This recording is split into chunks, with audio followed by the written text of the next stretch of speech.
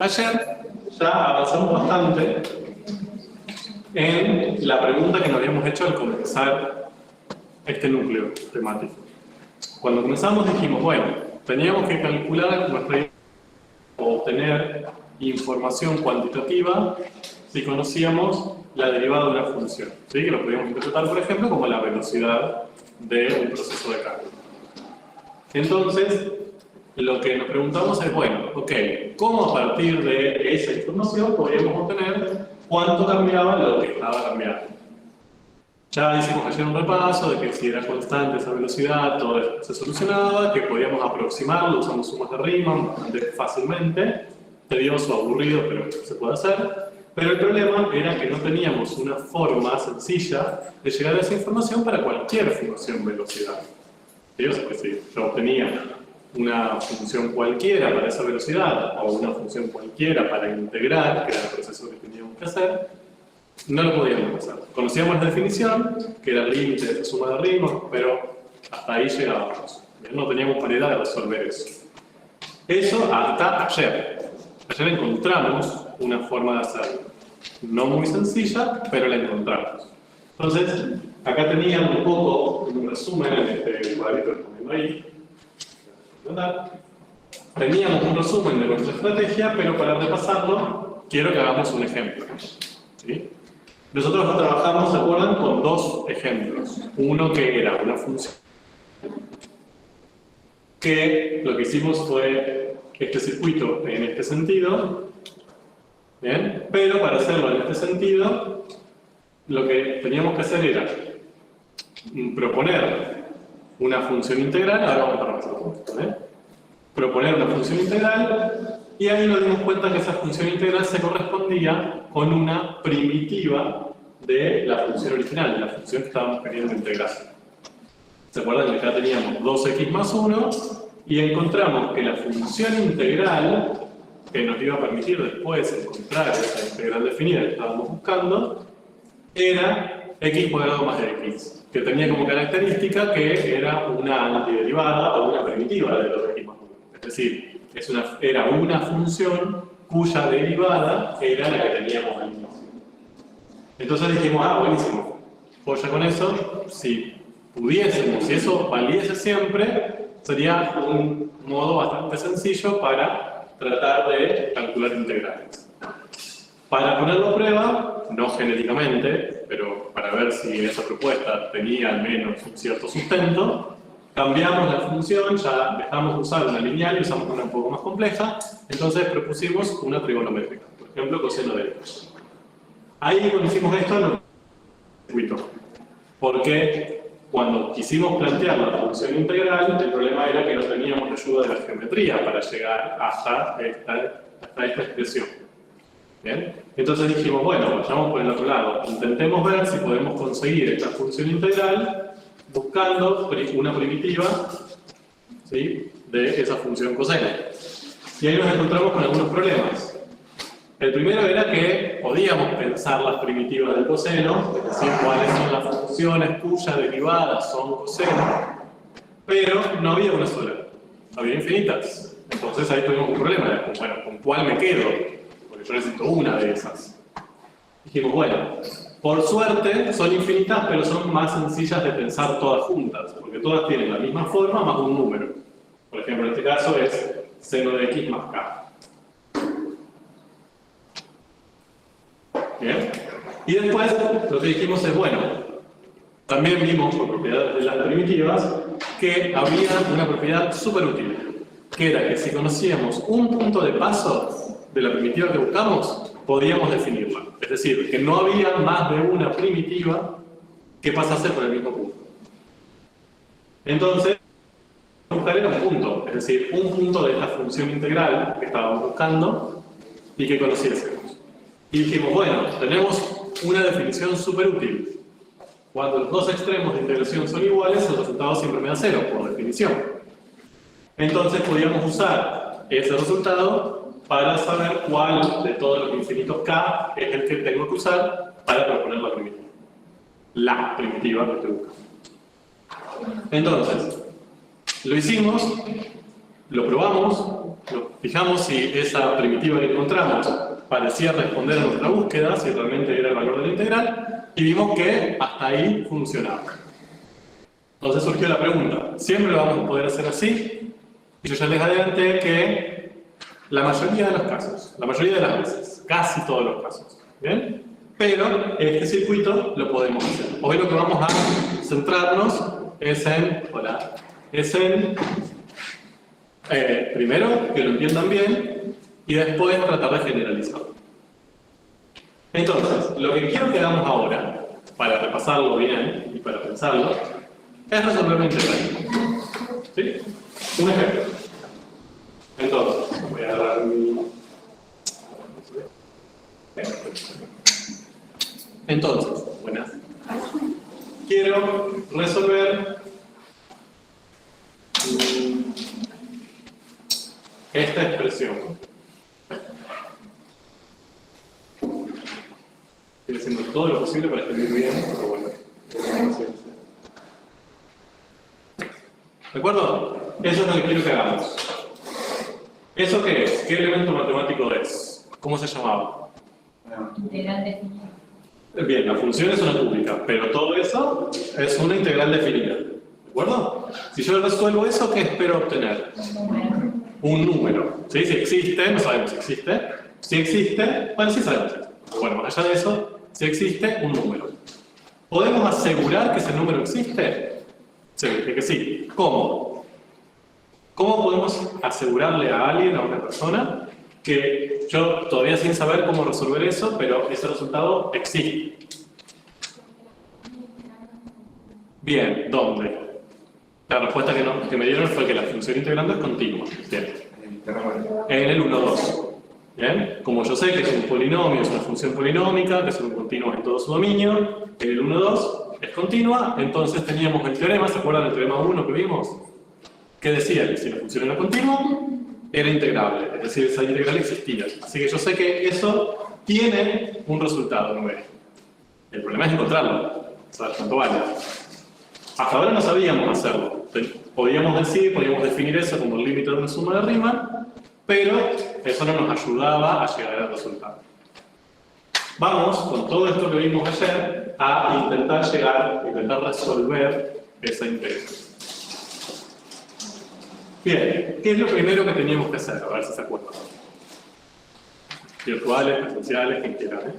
Plantear una antiderivada. Antes, ¿para qué queremos una antiderivada? Vamos a traer una antiderivada, no está mal.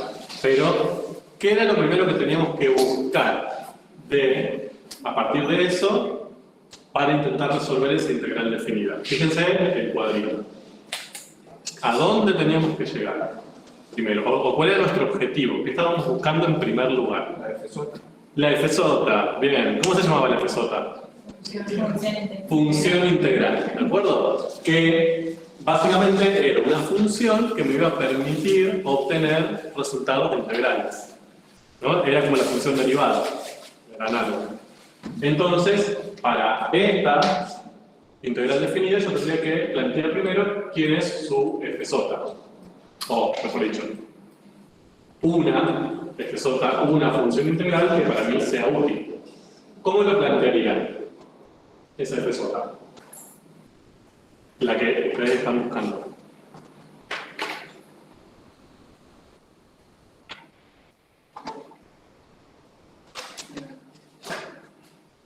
Sería la integral de 1 a x. Bien. La integral de 1 a x. 4 por i al cubo universalismo. Bueno, 4 y cubo con respecto a y. ¿Bien? Entonces, ¿por qué planteamos esa función integral? Primera pregunta, ¿por qué eso lo que planteamos es una función integral y no es una integral definida? Por no ser un número, sino una función. Bien, excelente, ambas cosas están bien. Porque tenemos un extremo variable, ¿de acuerdo? O sea, el extremo superior no es un número real, sino una variable, la variable que a nosotros permitimos que cambie, Y por otro lado, que si yo resuelvo o expreso de otra manera, no es la palabra correcta resolver, a partir de hoy la voy a dejar de decir, si expreso de otra manera esa función integral, ya no voy a llegar a obtener un número. ¿Qué voy a llegar a obtener? Una expresión. Una expresión, una función. Función integral. Dependiendo del x que yo tome, me va a dar diferentes resultados. Y se acuerdan que lo que hacíamos era cambiar esta variable, o sea, expresar la misma función integrando que acá, pero le cambiamos la variable para no confundirnos, ¿no? Para que la variable aparezca en el extremo que estamos analizando.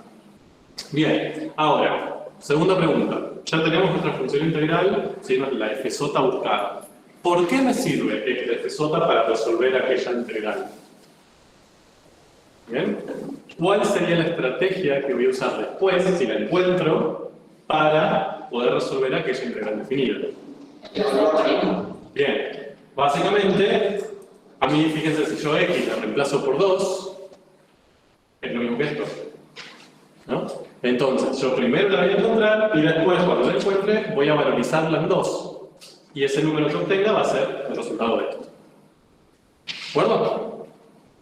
Entonces, ahora, el punto es, listo, acá todo bien, teóricamente vamos joya, pero ¿cómo encuentro la expresión equivalente a esta función integral? X a la cuarta. ¿Perdón? X a la cuarta, ¿no? Bien, más o menos, pero ¿qué buscaron ahí? Una antiderivada. Bien, lo que dijimos es, esta función integral se corresponde con una de las antiderivadas o de las primitivas de la función que está acá adentro. ¿De acuerdo? Eso es lo que vimos, lo que estuvimos viendo ayer. Que si teníamos ahí 2x más 1, nos correspondía x cuadrado más x. Si teníamos coseno, nos correspondía seno, ¿se acuerdan? O sea, siempre la f sota se correspondía con una antiderivada. Entonces, el problema que se nos presenta acá, ¿cuál es? ¿Cuál es el primer problema que vamos a tener? Si yo quiero expresar esta función integral de otra manera, sacando o eliminando ese símbolo de la integral. Ustedes me dijeron x a la cuarta, ¿no? Más K no tendría que ser también. Ah, el problema es que yo no tengo solamente esa primitiva. ¿Bien? Tengo infinitas. Todas de la forma x a la cuarta más k pueden llegar a ser. Son posibles f-sotas, ¿no? No sé cuál de todas esas es todavía, pero se dan cuenta de que yo no puedo decir es x a la cuarta. Es una de toda esa familia de infinitas primitivas. Entonces, ahora la pregunta es ¿cuál es? Porque ustedes no pueden decir, es x a la cuarta, tomo k igual a 0 y ya está. No es tan fácil. ¿Bien? Tengo que buscar cuál es el k que corresponde, no es cualquier k. ¿Cómo hago para saber cuál k es el que yo necesito en este caso? A ver, que yo voy a borrar. Tendría que buscar una condición inicial que le permita despejar. Excelente. Voy a borrar esto. Acá, esto. Y voy a decir, f sota es una de estas, ¿no? Ahora tenemos que saber cuánto vale este k. Entonces, yo lo que necesito es una condición, un punto de paso, ¿bien? Algún valor concreto de la primitiva que yo estoy buscando que me permita decidir cuál es ese k. Ahí tenías que encontrarle x digamos, el mismo extremo que abajo. Bien, perfecto, genial. Entonces, ¿cuál es esa condición? ¿Cuál es el único par de x en imagen que conocen de esta f sota? Cuando x es igual a 1. Bien, cuando x es igual a 1, es decir, cuando yo valorizo f sota en 1, ¿cuánto me da? Sí. ¿Cuál es su imagen? 0. ¿De acuerdo? ¿Por qué? Porque si yo hago f sota en 1, la integral entre 1 y 1 de esto me va a dar 0. No me interesa cuál es la función que tengo ahí adentro.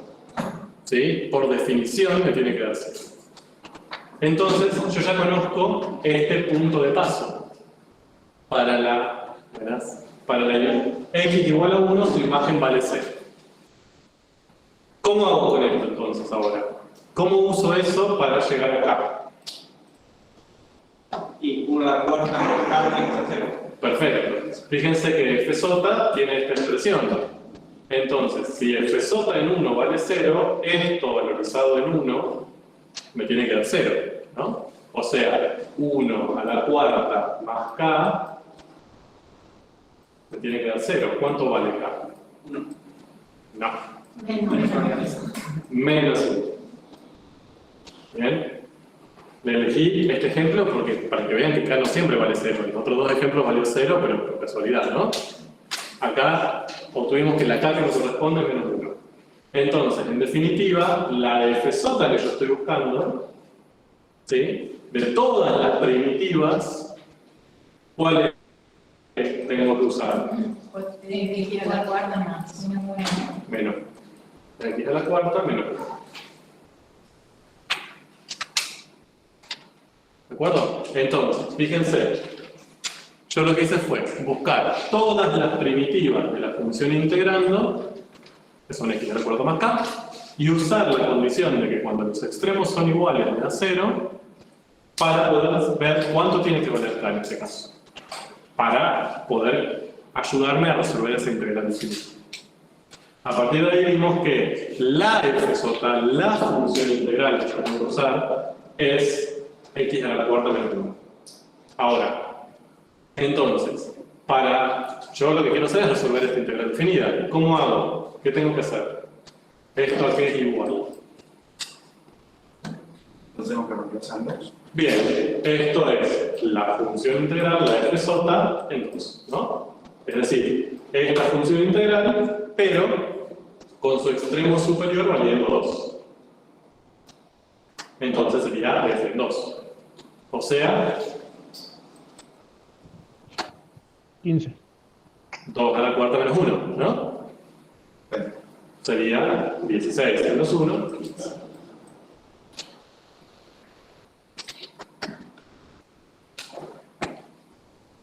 Vimos la integral. Salteándonos al límite. Era lo que buscábamos, ¿no? Increíble. En este momento deberían estar muy felices, no veo a nadie sonriendo y llorando. Porque se va a complicar mucho más. No, se va a simplificar, ¿eh? De hecho. Bien, se los prometo. Con trampas, pero se los prometo. Bien, ¿estamos de acuerdo? ¿Me siguieron el proceso? ¿Es un poco tedioso? Puede ser. Pero son siempre pasos metódicos, ¿no? Más o menos sabemos qué tenemos que hacer en cada paso. Profe, Haciendo, sí. y en la integral no tendríamos que... no tendríamos que poner que es aproximado, sino que es igual. Perfecto, es igual, ¿no? Ahora ya no tenemos aproximación. Esto surge de encontrar una expresión algebraica como esta para la función integral, que es una función que me está dando los resultados exactos. Ahí ya no tengo una suma de rima, tengo el límite de la suma de rima. Bien, lo que busco es que esa escalerita se aproxime tanto como yo quiero a la gráfica de la función. ¿De acuerdo? Entonces esta es igual a 15. Para lo aproximado ya sabíamos qué hacer. Graficábamos, hacíamos una partición, rectangulares y aproximábamos. Pero esto, de esta manera, nos permite llegar a un resultado exacto. Bien, de hecho, hasta es más fácil llegar al exacto que al aproximado. Por ahora. Bien, ¿estamos aquí? El punto con esto sigue siendo el mismo con el que terminamos ayer. Ese es más o menos para hacer un repaso de lo que llegamos ayer, que cuando uno lo va contando parece larguísimo y súper terriblemente largo, pero ahora ven que no es tan largo al final. El problema que tenemos ahora es el siguiente. Todo eso lo podemos hacer. Pero, ¿cómo sabemos que este proceso vale? Porque hasta ahora eso lo demostramos. Vimos que valía para la lineal, vimos que valía para el coseno y lo usamos en este caso. Ahora, ¿cómo podemos saber que esto vale? Para este caso podríamos calcular una integral, aproximarla, a ver si nos da 15 y así con varios ejemplos. Pero eso no me serviría para demostrar que vale siempre, ¿no? Tendría que hacerlo con las infinitas funciones del mundo. ¿Y si la delegamos? Esta, bueno, pero ahí vos estarías demostrando que esta es una primitiva. Claro. Lo vas a hacer. Pero ahora, ¿cómo sabes que este 15 es realmente el valor de esta integral? Que todo este te sirve para calcular integrales. O sea, podría justificar gráficamente. Sí, podríamos graficar esta función en el 1, 2, bien, y hacer una aproximación cada vez mejor, y ver si tiende a 15. Podríamos. Pero ahí lo veríamos para este ejemplo. ¿Cómo puedo justificar que este proceso lo puedo usar siempre? Que si yo les digo, bueno, calculen la integral de tal función, ustedes lo pueden hacer. ¿De acuerdo? Para saber si eso lo puedo hacer siempre, aparecen los teoremas fundamentales, que se los presenté ayer, pero hoy lo vamos a ver un poco más. Los teoremas fundamentales vienen a responder dos preguntas. La primera es, para cualquier función fc que yo quiera integrar, ¿la función integral f es una de sus primitivas? ¿Bien? Porque esto lo estamos usando, pero no sabemos si siempre es así. ¿Siempre esa f va a ser una de las primitivas de f? ¿O puede ser que en algún caso no?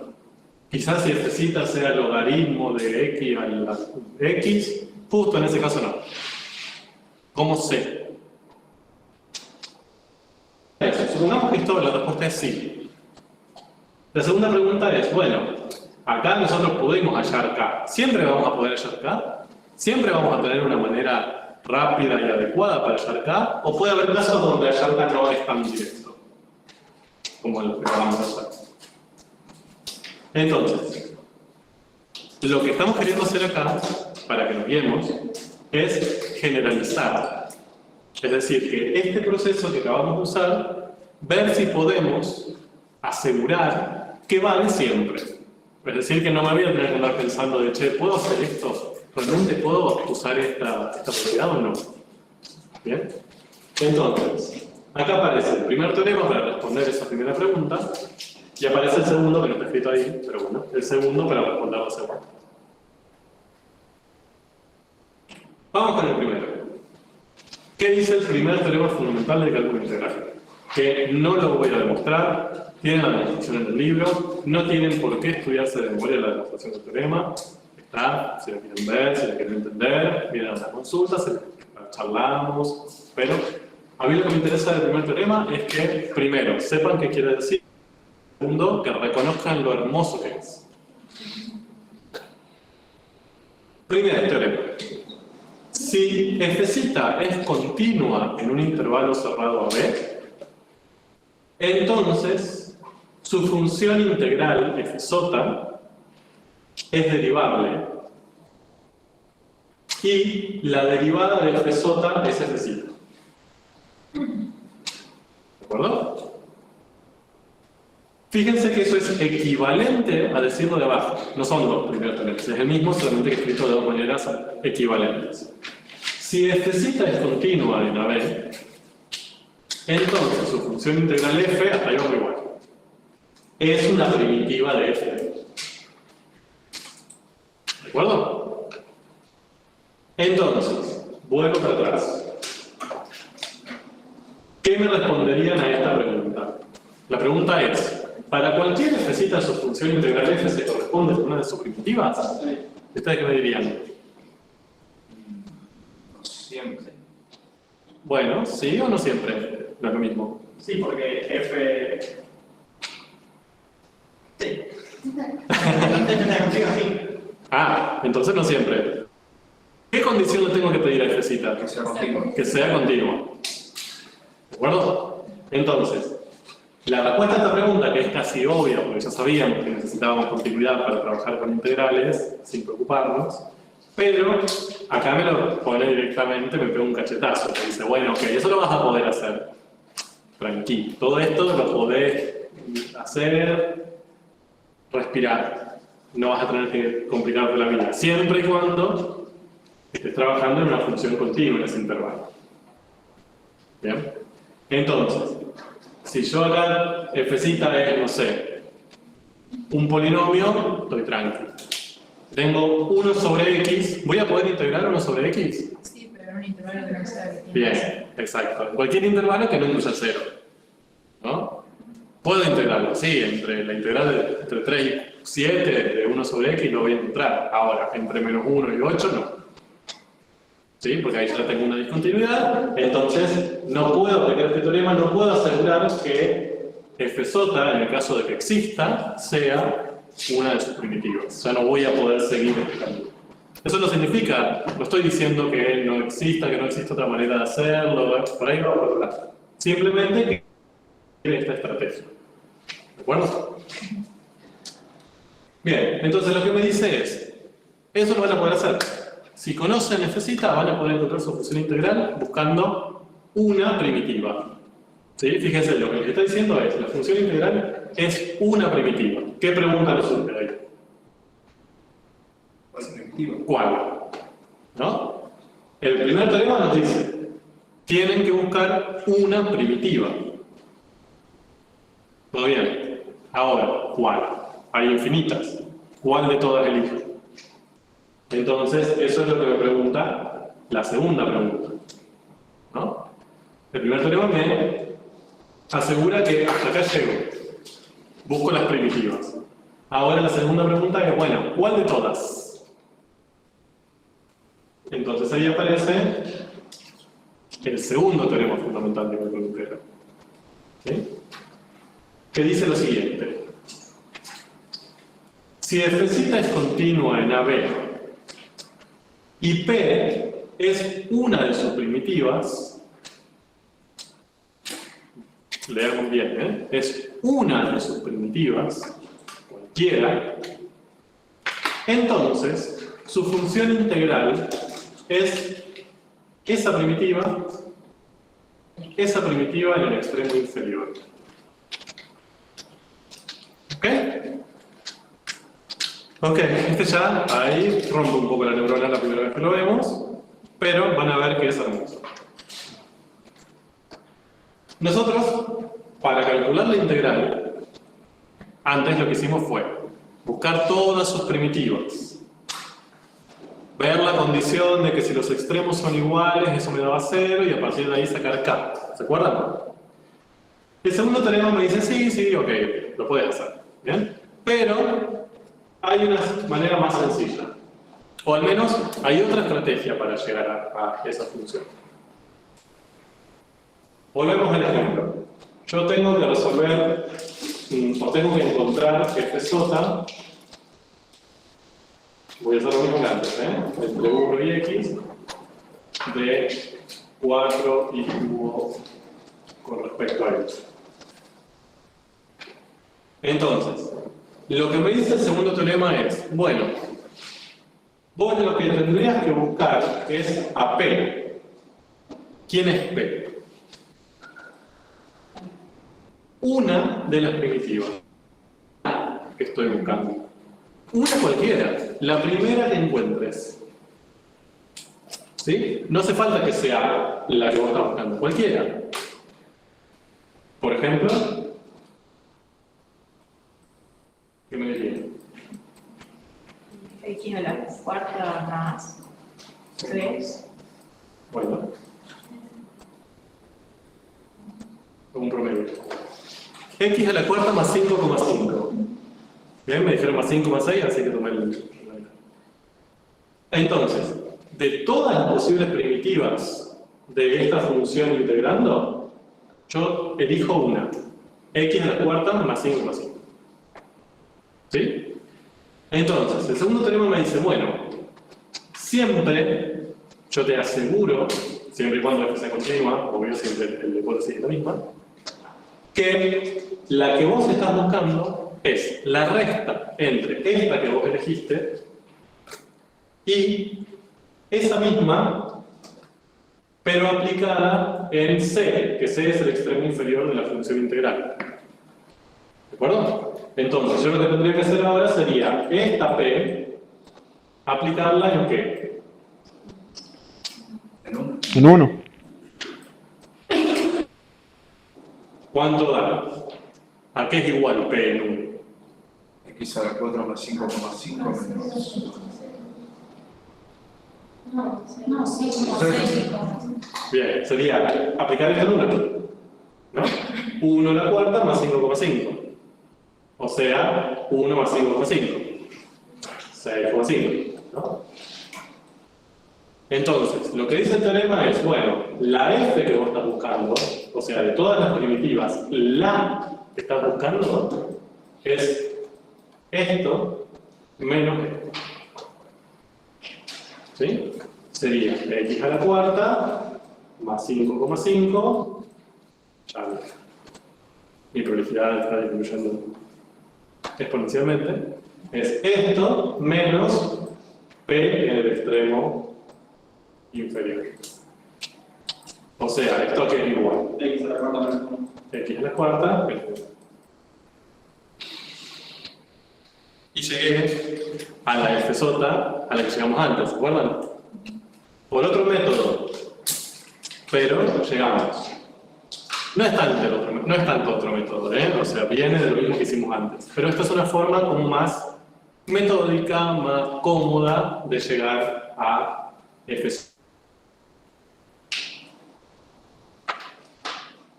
¿De acuerdo? Ahora, ustedes me dicen, bueno, pero seguramente es porque elegiste esa P. ¿Puedo elegir otra? Sí, elijan otra, a ver. Empecemos de otro primitivo. No. No, todavía. ¿Eh? No, todavía. No. Quería que sea más grueso el trazo. Profe, Sí. me parece que hay gente queriendo entrar, me parece. Ah, eso no, ¿eh? Ah, sí. Por algún motivo no pasó.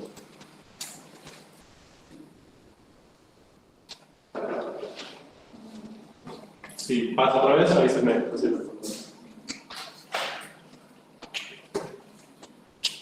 Entonces, busquemos otra primitiva de estas funciones. ¿Qué se les ocurre?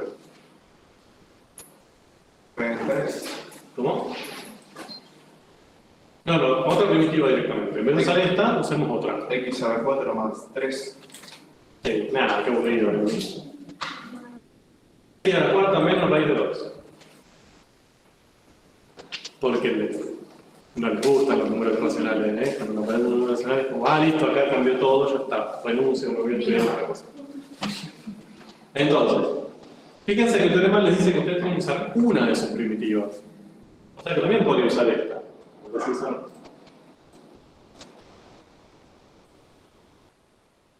Entonces, ¿qué hago? Elijo una, reemplazo en el extremo inferior, igual que hice antes. Eso me da 1 a la cuarta menos raíz de 2. Y si resto esto menos esto, ¿cuánto me da la resta de esas dos cosas?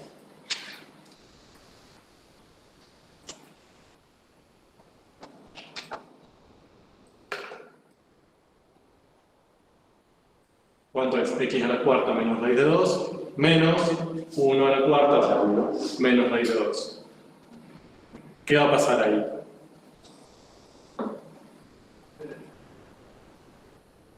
Esa es una raíz. X a la cuarta menos raíz de 2, a eso le tengo que restar 1 menos raíz de 2, ¿no? O sea, acá me queda 2 menos más raíz de 2 y me queda X a la cuarta menos. No importa cuál es la primitiva que elijo, siempre voy a llegar a la misma f, a la misma función integral. ¿De acuerdo? Entonces, hermoso, ambos teoremas. Porque uno nos dice, para resolver integrales definidas, tenés que ir hacia sus primitivas. ¿Pero tenés infinitas? Bueno, me parece el segundo. De todas, te doy un método para llegar a la que necesitas. ¿Bien? Y cuando tenemos esa función integral, reemplazamos en el extremo que nos conviene y ya podemos llegar a resolver la integral. definida. ¿De acuerdo? ¿Puedo borrar? Si no, sigo.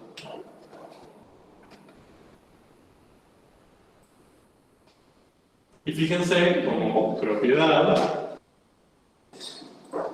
si yo esa función integral que encontré, esa fsota, la reemplazo en c, dicho de otra manera, calculo esta integral entre c y c, me va a dar 0, como yo esperaría que me dé. ¿No? Tontería. Entonces, ahora sí tenemos ese circuito cerrado y podemos asegurar que lo podemos hacer. ¿No? Que siempre que tenemos que resolver la integral definida, podemos hacer ese circuito. Buscar una primitiva, ¿sí? Y a partir de esa primitiva, o sea, buscar las primitivas, a partir de buscar la primitiva, y con esa primitiva poder resolver las integrales definidas.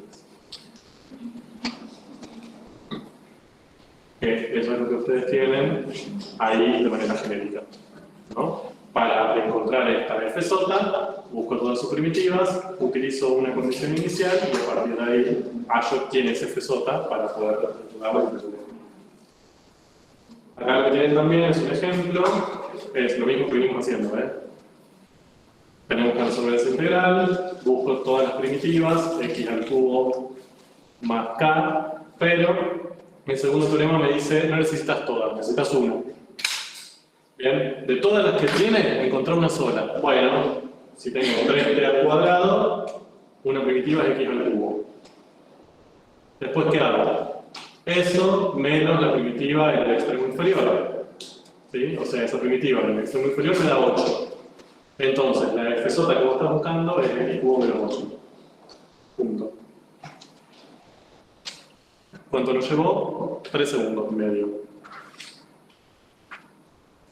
Entonces, ya calculamos una expresión para esta función integral. Yo ahora puedo calcular, por ejemplo, la integral entre 2 y 7. ¿Qué tendría que hacer? ¿Cómo hago para calcular la integral entre 2 y 7 de 3t cuadrado? Reemplazar el 7 por la función. 7 al cubo menos 8. ¿De acuerdo? Hermoso.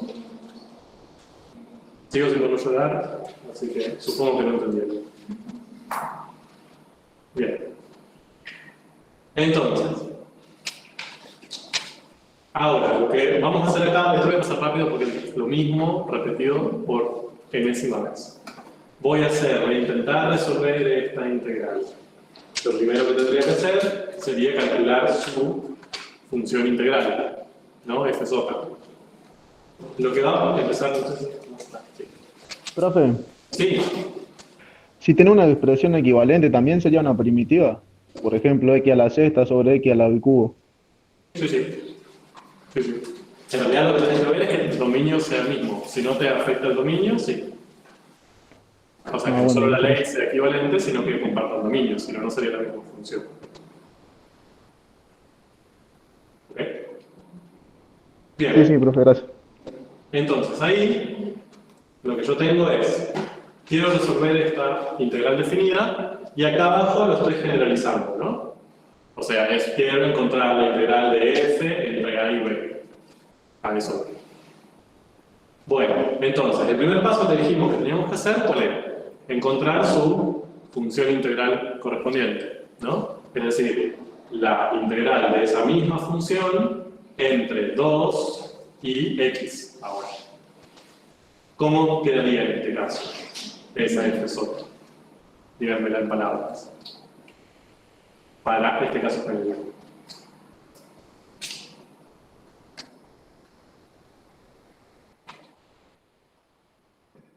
La integral entre a y x.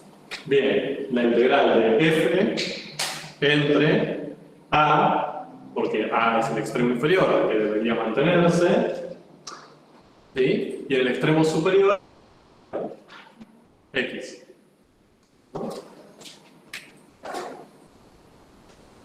Bien. Ahora, ya tengo esta expresión que sería la función integral. ¿Cómo hago para encontrar esa función integral? ¿Qué sería lo primero que tendría que buscar? usando el segundo teorema ya.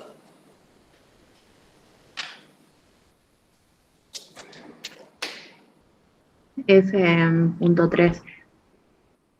¿Cómo? ¿Perdón? F en 3, bueno, pero, o sea, si yo hago F en 3, reemplazaría acá el 3 y llevo lo mismo. Yo lo quiero resolver, ¿qué tendría que buscar? Una primitiva cualquiera, evaluada en X menos la misma primitiva evaluada en A. Perfecto. Entonces, yo para aplicar el segundo teorema lo que necesito es una primitiva, cualquiera, ¿no? ¿Sí? Bueno, eso.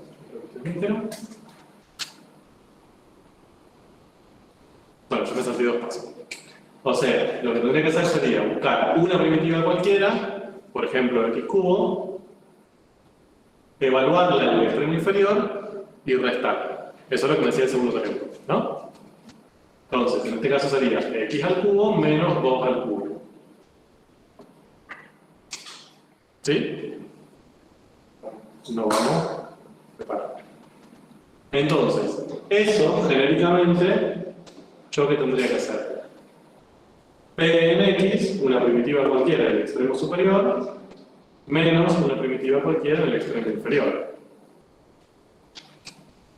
Ahora, ¿cómo hago? ¿Cómo doy el golpe final para calcular esta integral definida? ¿Qué tendría que hacer?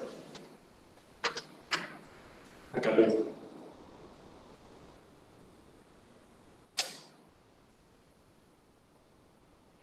Reemplazar la x por 3. Reemplazar la x por 3, ¿no?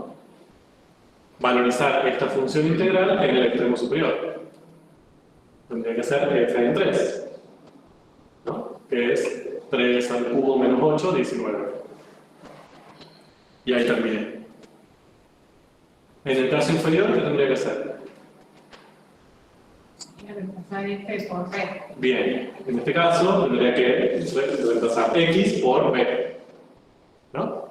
Entonces, fíjense que si yo hago eso, me quedaría p en b menos p en a. ¿De acuerdo? Entonces, fíjense que este proceso que es el que hacemos en los ejemplos, yo lo generalicé y obtuve esto. Esto es lo que obtuvimos ahí, que para ustedes es como así. Es una maravilla. No sé si se dan cuenta por qué. Me permite resolver todas las integrales definidas que tengo. Bien, ¿y qué necesitas para resolver una integral definida? Que sea continua. Sí, pero ¿cómo harías? A ver, vamos a hacer un ejemplo, otro ejemplo. Ahora, no hagamos todo esto, sino usemos el resultado final. La ley y los extremos de la integral. ¿Sabes cuándo se ¿Sí? toma una integral? Sí. A ver, vamos. Quiero usar una que ustedes conozcan.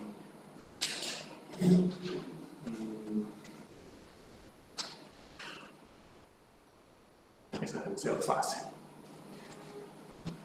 Bueno, no les voy a complicar tanto. Recalentemos. No les voy a complicar tanto la vida porque van a entender.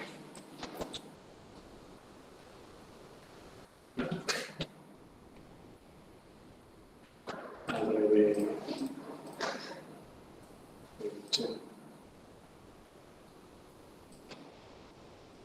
Quiero resolver esa integral. ¿Bien? Entonces, ya sabemos que podemos seguir todo esto, ¿no? Todo este camino lo podemos hacer. Buscar la función. A partir de ahí, buscar la primitiva, reemplazar el de arriba, reemplazar el de abajo, restar, la función integral, reemplazar el de arriba, todo eso lo podemos hacer. Ahora, si seguimos este camino que lo hicimos genéricamente, fíjense que lo que obtuvimos es que si partimos de la idea de resolver una integral definida, esa integral definida va a ser igual a esto. Entonces, ¿eso qué me está queriendo decir? ¿Qué tendría que buscar yo? P, que P ¿qué era? Una primitiva cualquiera, no era F. ¿Bien? No era F sota, no era la primitiva, era una cualquiera, que venía del segundo teorema. ¿Y qué tengo que hacer con esa primitiva cualquiera?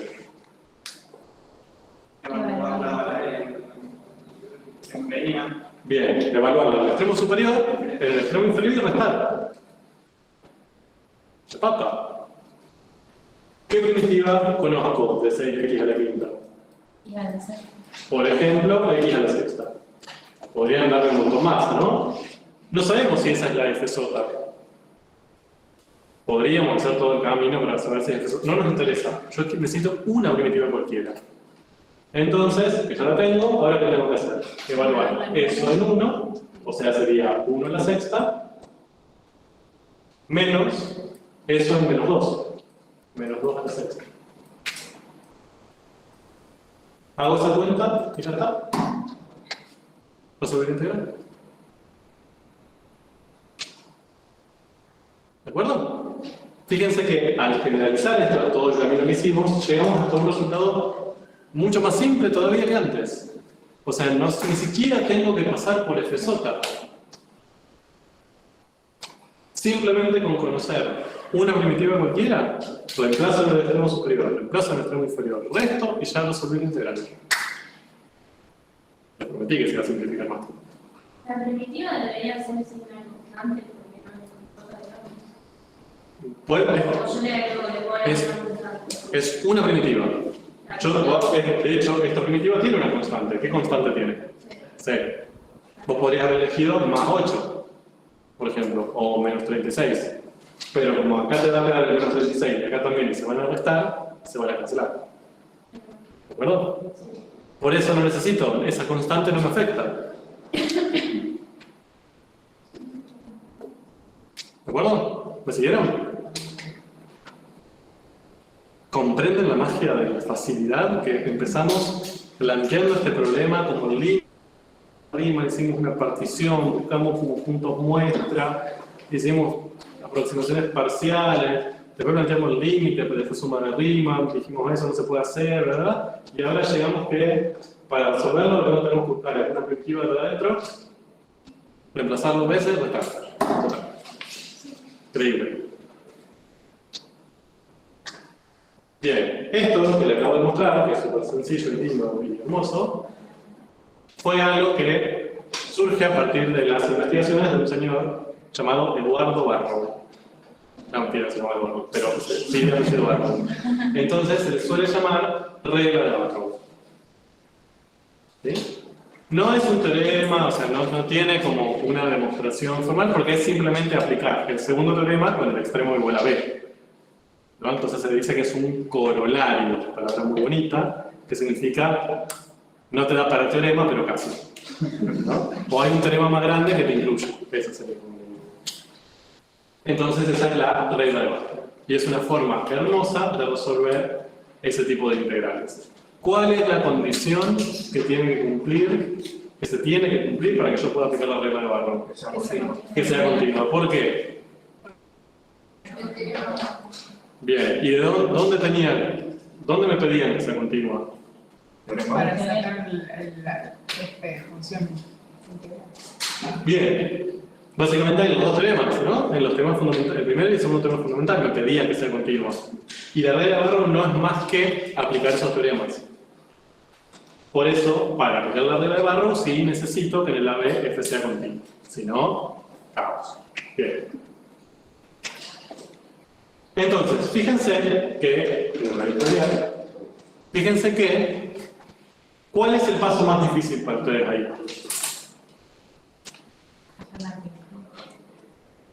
Hallar la primitiva, porque todavía estuvimos haciendo integrales para bebés, ¿no? O sea, integrales de solidaridad preescolar. Ahora, si yo les planteo que lo resuelvan, no sé, voy a poner una que van a poder resolver. Muy bien.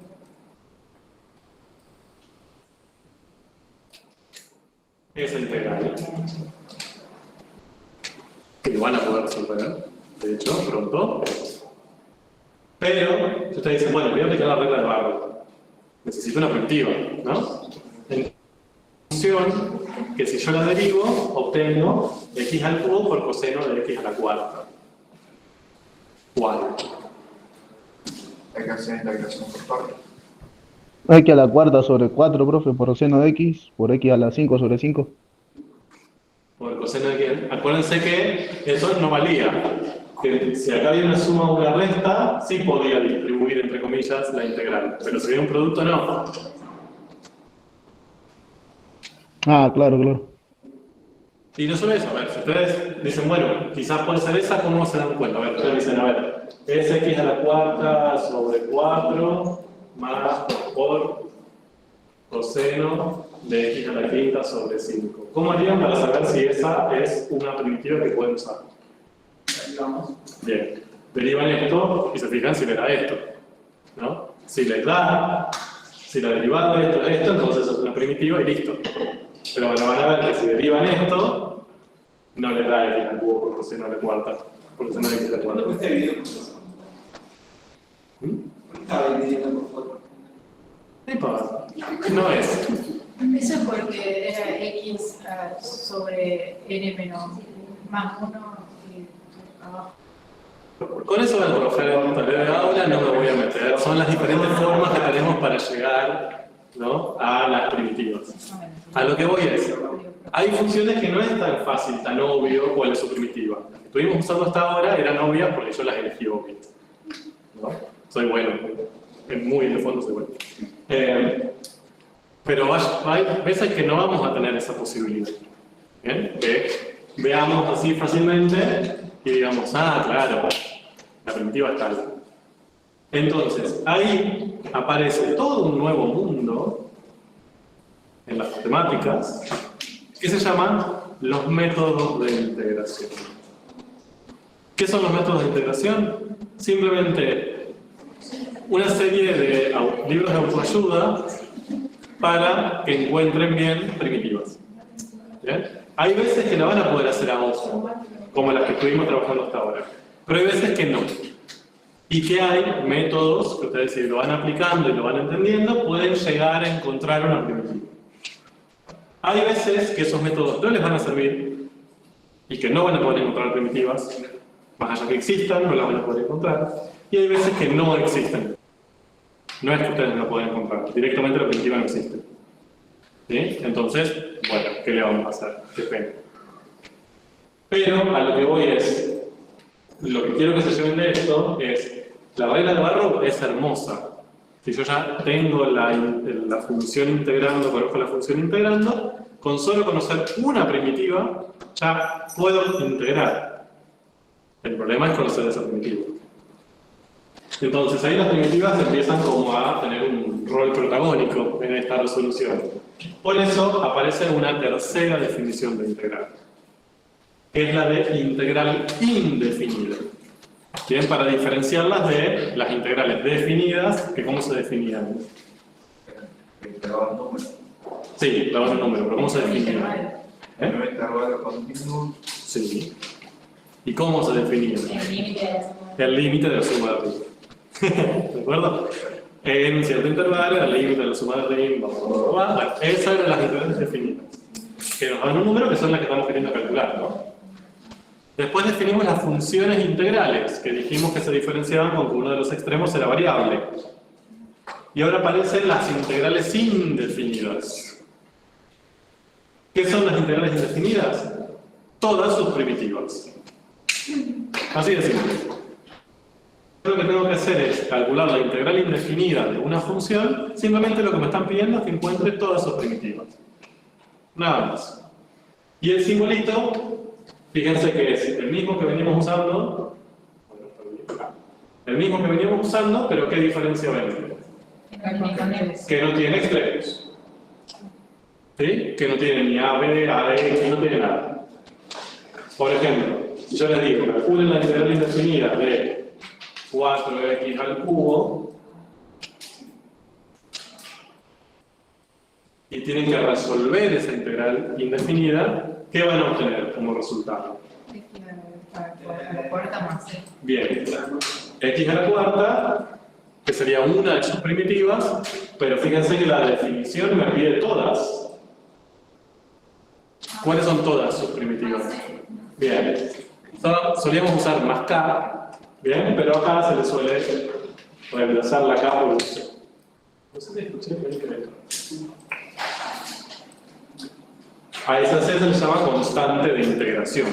¿sí? O constante indeterminada de integración. Como decía el SC, puede ser cualquier número real. Entonces, es una constante. Es una constante, pues no depende de la variable, ¿no? O sea, no depende de x. Sí. ¿Ok? Por eso es constante. Pero está indeterminada, puede ser cualquier número real. ¿De acuerdo? Entonces, fíjense que ahora el mismo simbolito, esa S rara, se usa para tres cosas distintas. Se simboliza tres conceptos matemáticos distintos. Las integrales definidas, que si las resuelvo, ¿qué obtengo como resultado? Un número real, si existe, ¿no? Las funciones integrales, ¿qué son? Si las expreso de otra manera, ¿qué obtengo ahí? Expresiones de hecho. Sí, ¿cuántas? Infinitas. Si yo tengo una primitiva, ¿de acuerdo? Si yo, por ejemplo, planteo entre 1 y x la función integral entre 1 y x de 4t al cubo, eso es igual a una sola de sus primitivas.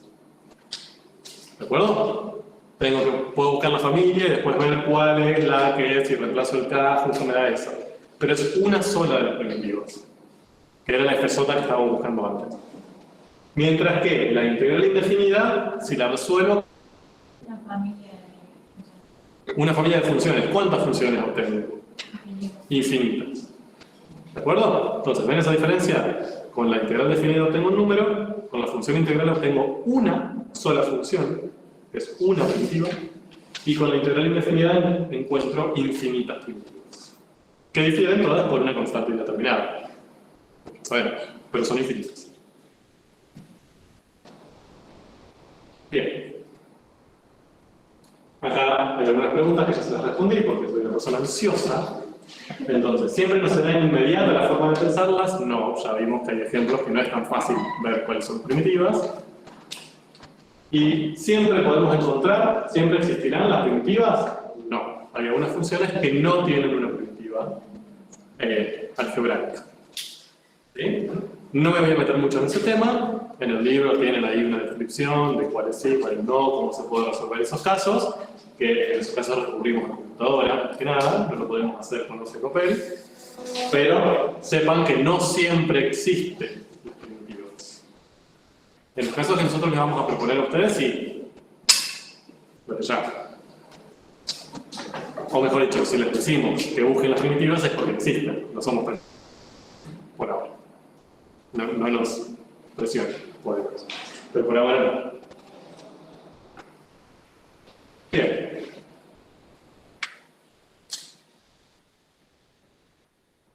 ¿Estamos ahí? Bueno, acá termina la primera parte de este núcleo teórico, que es básicamente cómo se plantea, de dónde viene el problema de las integrales, ¿sí? Que vino de dos orígenes distintos, un origen geométrico que es calcular áreas, y otro origen que fue el que planteamos, no tengo la velocidad, ¿cómo saco información a partir de ahí? ¿Sí? Y este primer núcleo temático, por hecho, esta primera parte del núcleo de integrales, nos centramos en cómo resolvemos esas integrales definidas. ¿Sí? Primero las aproximamos y después encontramos una metodología para poder muy fácilmente resolver esas integrales de manera exacta siempre y cuando la función integrando sea continua. ¿No? Si no, no podemos. Bien, lo que vamos a empezar a meternos un poco ahora, barrarnos un poco ahora, son las aplicaciones de esas integrales. Ahora ya las sabemos calcular. Bueno, pero ¿cómo las podemos interpretar? Ese número que tengo al resolver esa integral, ¿qué representa? ¿Para qué lo puedo llegar a usar? ¿Sí? Porque resolver integrales por resolver, tampoco estamos tan aburridos en la vida, ¿no? Y además ustedes están acá estudiando, están estudiando matemáticas, están estudiando bioquímica, están estudiando química, biotecnología. ¿Por qué les estoy enseñando integrales? Porque ese numerito es útil, ¿bien? Y se usa mucho, más de lo que les gustaría, a la hora de analizar procesos de las ciencias naturales. Bueno, entonces nos vamos a meter un poco por esos terrenos. Voy a empezar con la aplicación más sencilla, les diría, ¿no? No diría sencilla, más directa con lo que veníamos planteando antes. Que es la siguiente. Si esta f que yo estoy queriendo integrar acá representa la derivada de una función, la pienso como la derivada de una función, como la velocidad de cambio de algo, entonces veamos qué representa este número. Entonces, ¿qué representaba el número?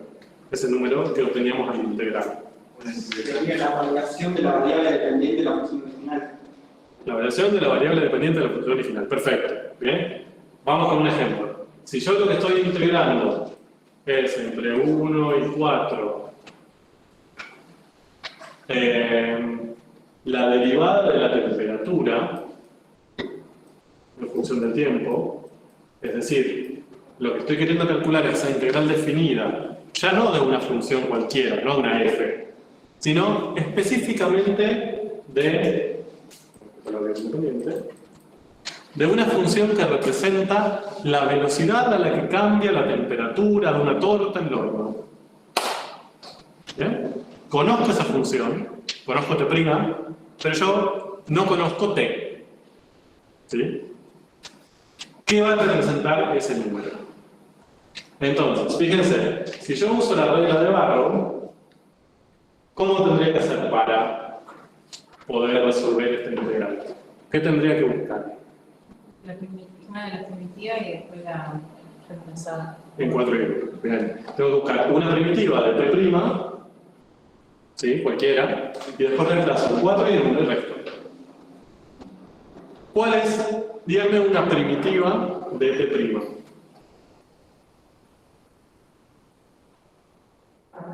T. Muy bien. Sí, ya sé que rompo un poco la cabeza. Pero una primitiva de t', una primitiva de la derivada de t, es t. ¿Por qué? ¿Qué eran las primitivas? Funciones cuya derivada es la que yo tengo ahí. ¿No? Otra vez. Las primitivas son funciones cuya derivada es la que yo conozco. Entonces, ¿qué función tiene como derivada t'? T. Suena como de qué color es el caballo blanco de San Martín, ¿no? Pero no. Entonces, una primitiva para t' es t. Entonces, yo para resolver esta integral, ¿qué podría hacer? La primitiva en 4 menos la primitiva en 1, si aplico Barrow, ¿no? Entonces, eso me va a dar un número, suponiendo que t es continuo, ¿no? Y eso me va a dar un número. ¿Cómo interpreto ese número? Analicemos eso de lo que acabo de escribir. ¿Qué ¿La significa variación eso? de temperatura? ¿Cómo? ¿Perdón? La variación de temperatura entre 1 y 4. Bien, sería la temperatura a los 4 minutos, por ejemplo, y a eso le resto la temperatura de la torta en el primer minuto. Entonces, ¿qué me va a dar ese resultado? ¿En cuánto cambió la temperatura desde el minuto 1 al minuto 4? ¿De acuerdo? Me va a dar el cambio de la temperatura. Quizás no sepa cuáles son esas temperaturas, pero si conozco ese resultado, lo que yo voy a poder medir es en cuánto cambió desde el minuto 1 al minuto 4. ¿Sí? Es decir, eso, si lo escribo simbólicamente, siempre que suene, lo puedo escribir así. ¿Cuánto cambió la temperatura desde el minuto 1 hasta el minuto 4?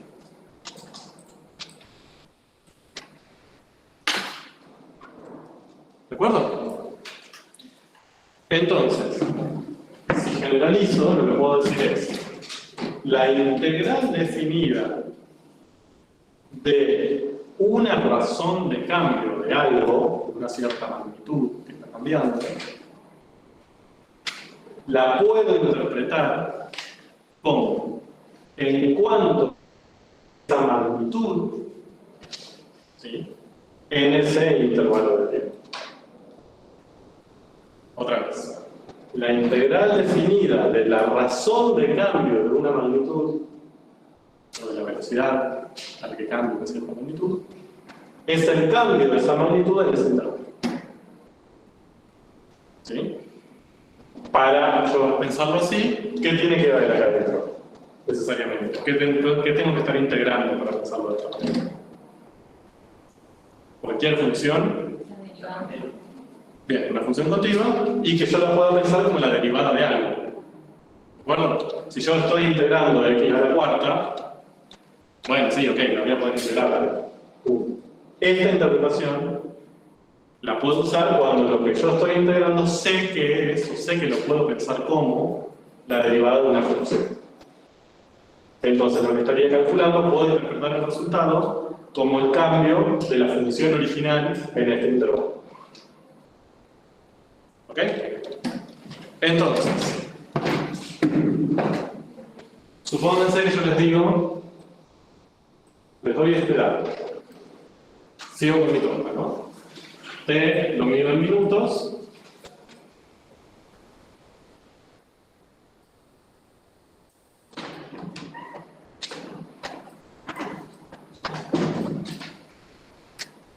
Les hago dos preguntas.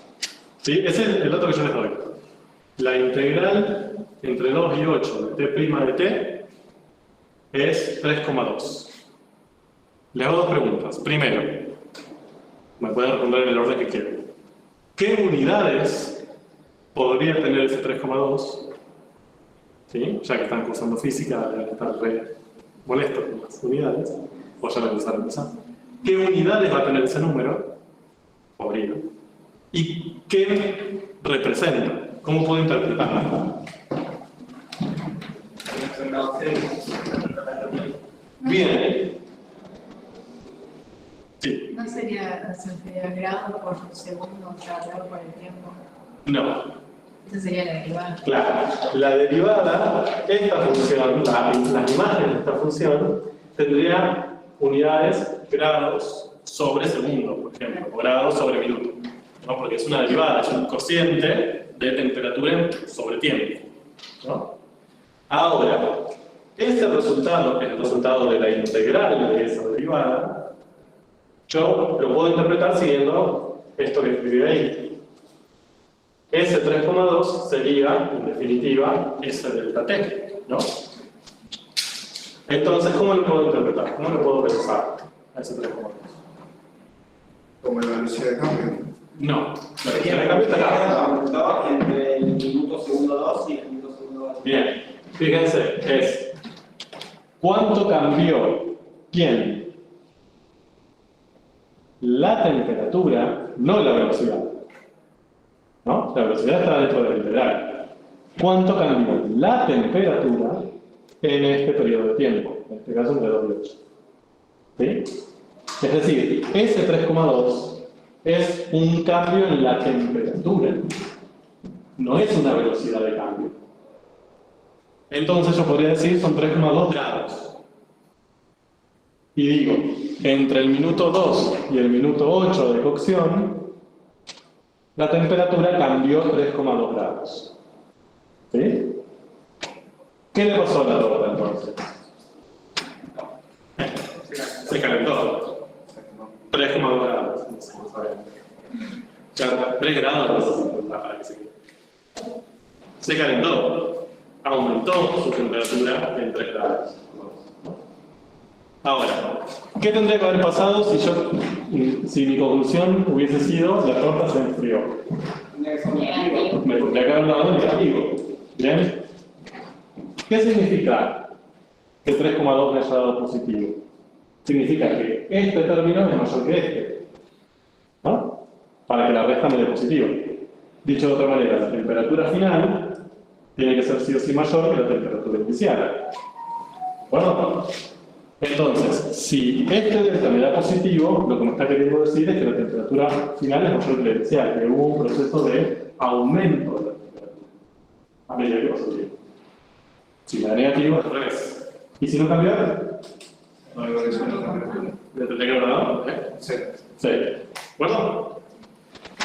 Ahora, les voy a hacer preguntas molestas.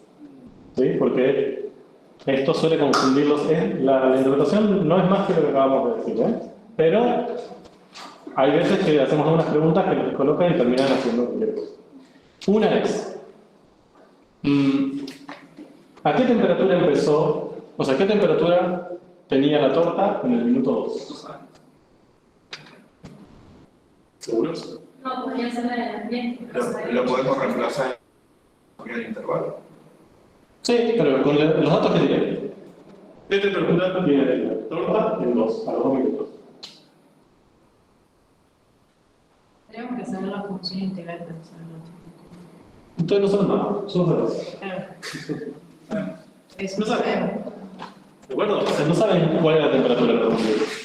¿Cuál fue la temperatura de los 8? 3,2 más de la del 2. Es lo único que puedo decir.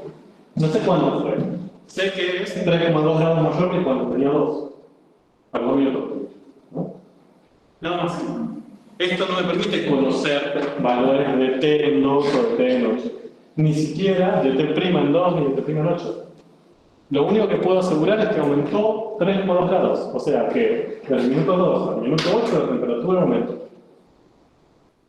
Punto. Y ahí terminó mi conclusión. Ahora, yo les doy ahora como dato, les pregunto, les digo, la temperatura en 2 de la torta era 100 grados.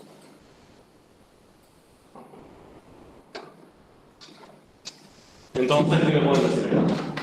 La de la noche sí, 3,2 grados. Sí, la temperatura en 8 es necesariamente 103,2.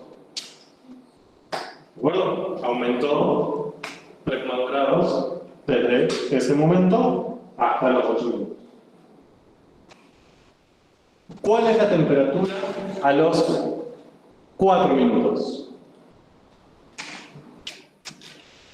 No la podés ¿Qué nos saber. pueden decir de T en 4? O sea, la temperatura a los 4 minutos. No sería Que se como la encuentre. mitad. Que se encuentra entre 100 y 103,2 grados. Bien, ¿todos de acuerdo? No necesariamente. La temperatura en 4 está entre 100 y 103. ¿Dos? No lo sé. Yo lo que sé, repito, hago estas preguntas porque sé que son confusas, ¿eh? Yo lo que sé es que a los 2 minutos tengo 100 grados. A los 8 minutos tengo 103,2. Del medio no sé nada. Solo fíjense que para llegar al delta solo estoy restando esos dos valores extremos. ¿De acuerdo? ¿Qué pasó en el medio? No tengo idea. Quizás primero baja y después sube. ¿No? Y acá a los 4 minutos está más baja que al principio. No sé. Yo el único dato que conozco es que entre 2 y 8 subió 3,2. En medio ni idea. Subió linealmente, bajó y subió un montón y después bajó, no tengo idea. ¿De acuerdo? A lo que voy es, no sobreexploten esto. Esto les da información valiosa, les permite calcular cambios. Pero, bueno, ahí, ¿no? Solamente qué pasa desde acá hasta el final. Inicial, final, nada más. ¿De acuerdo? Si no conocen uno de los dos, no pueden saber dónde está el otro. Solo pueden conocer su diferencia. Y lo que pasa en el medio no tienen ni idea. ¿Ok? ¿Me siguieron? Bueno, eso que acabamos de hablar. No.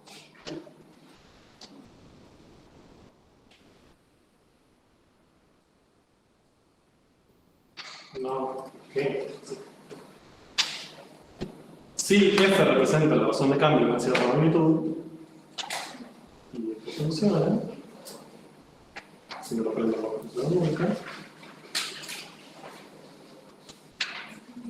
es lo mismo que acabo de escribir, ¿eh? Nada, ¿no?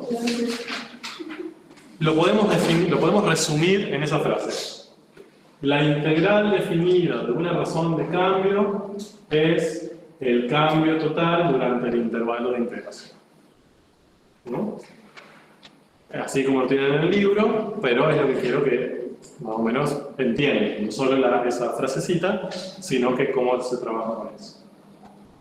Y eso es lo que constituye el teorema del cambio total. Hay una gran discusión de si ese se puede llamar teorema o no se puede llamar teorema, o si vale la pena llamarlo teorema porque es más una interpretación que un resultado teórico. Bueno, no importa, no me voy a meter en eso acá, ya demasiados problemas tenemos en la vida para podernos discutir eso. Así se suele conocer el teorema del cambio total o CST, que es más que nada una interpretación, ¿no?, de las integrales definidas. Bien. Y para terminar con esta diapositiva, después van a levantarse corriendo, ¿no? Les quiero traer esto porque es otra cosa que les suele generar conflictos.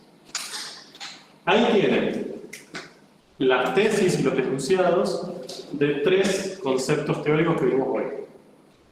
En el primer renglón, el segundo teorema fundamental del cálculo integral. En el segundo, la regla de Barrow.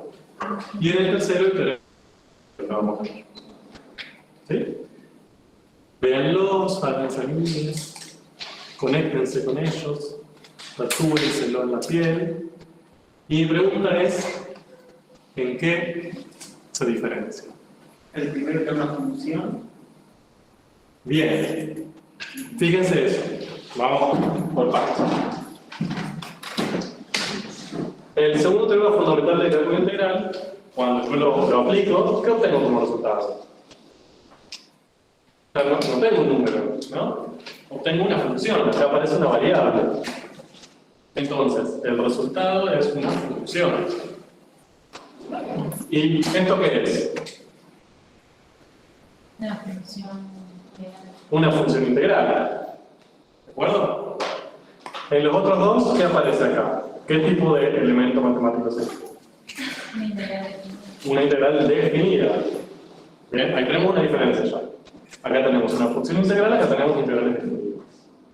Por lo tanto, es lógico que acá aparezca una función, mientras que acá, ¿qué voy a obtener cuando resuelva estos dos números? ¿De acuerdo? Bien, entonces ya un poco lo diferenciamos. Ahora, dijimos también que la regla de Barrow, ¿qué era con respecto al segundo teorema? ¿Cómo le decíamos? Corolario, ¿sí? Es decir, fíjense que viene del segundo teorema. Es como si aplicásemos el segundo teorema, pero en vez de tener una función integral, tenemos una integral definida. En vez de tener x ahí, y acá tengo b. ¿Sí? O sea, prácticamente lo mismo. ¿Cuál es la diferencia? Acá tengo un extremo variable y acá tengo un extremo definido. Bien, y ahora, ¿qué diferencia hay con el teorema de cambio total?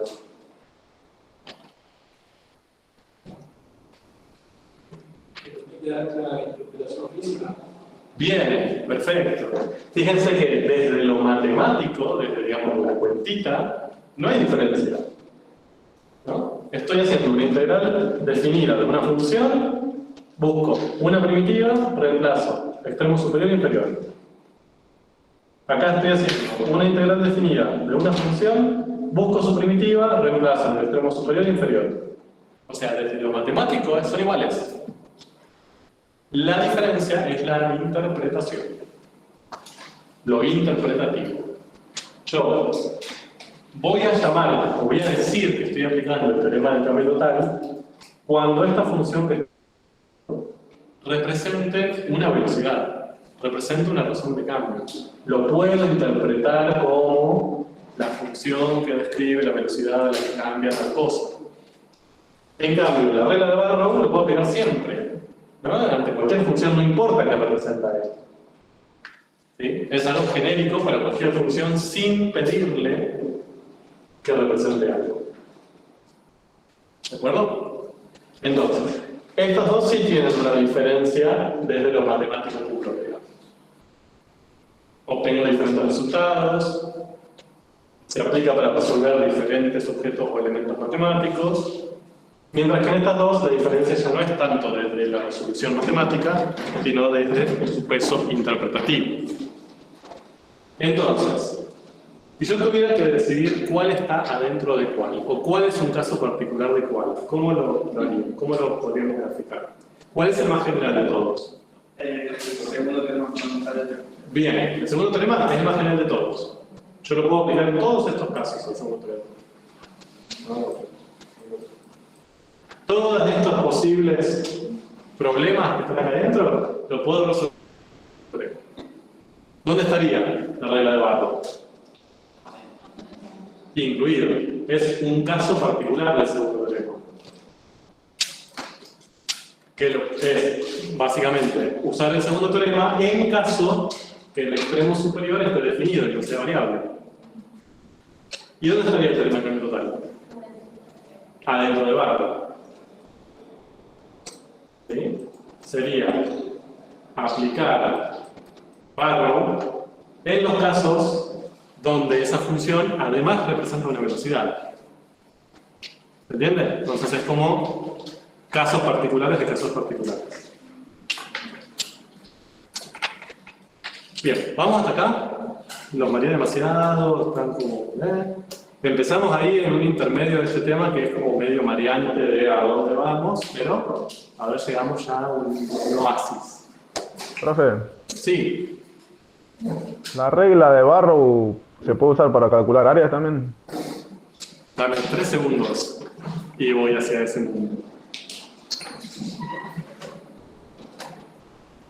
Bueno, fin. Por ahora. Denme 5 segundos y abro la otra vez. ¿Cuándo es el recuperatorio? La semana que viene.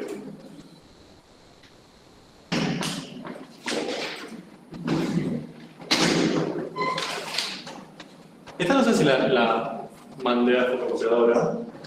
¿La tienen? La segunda parte.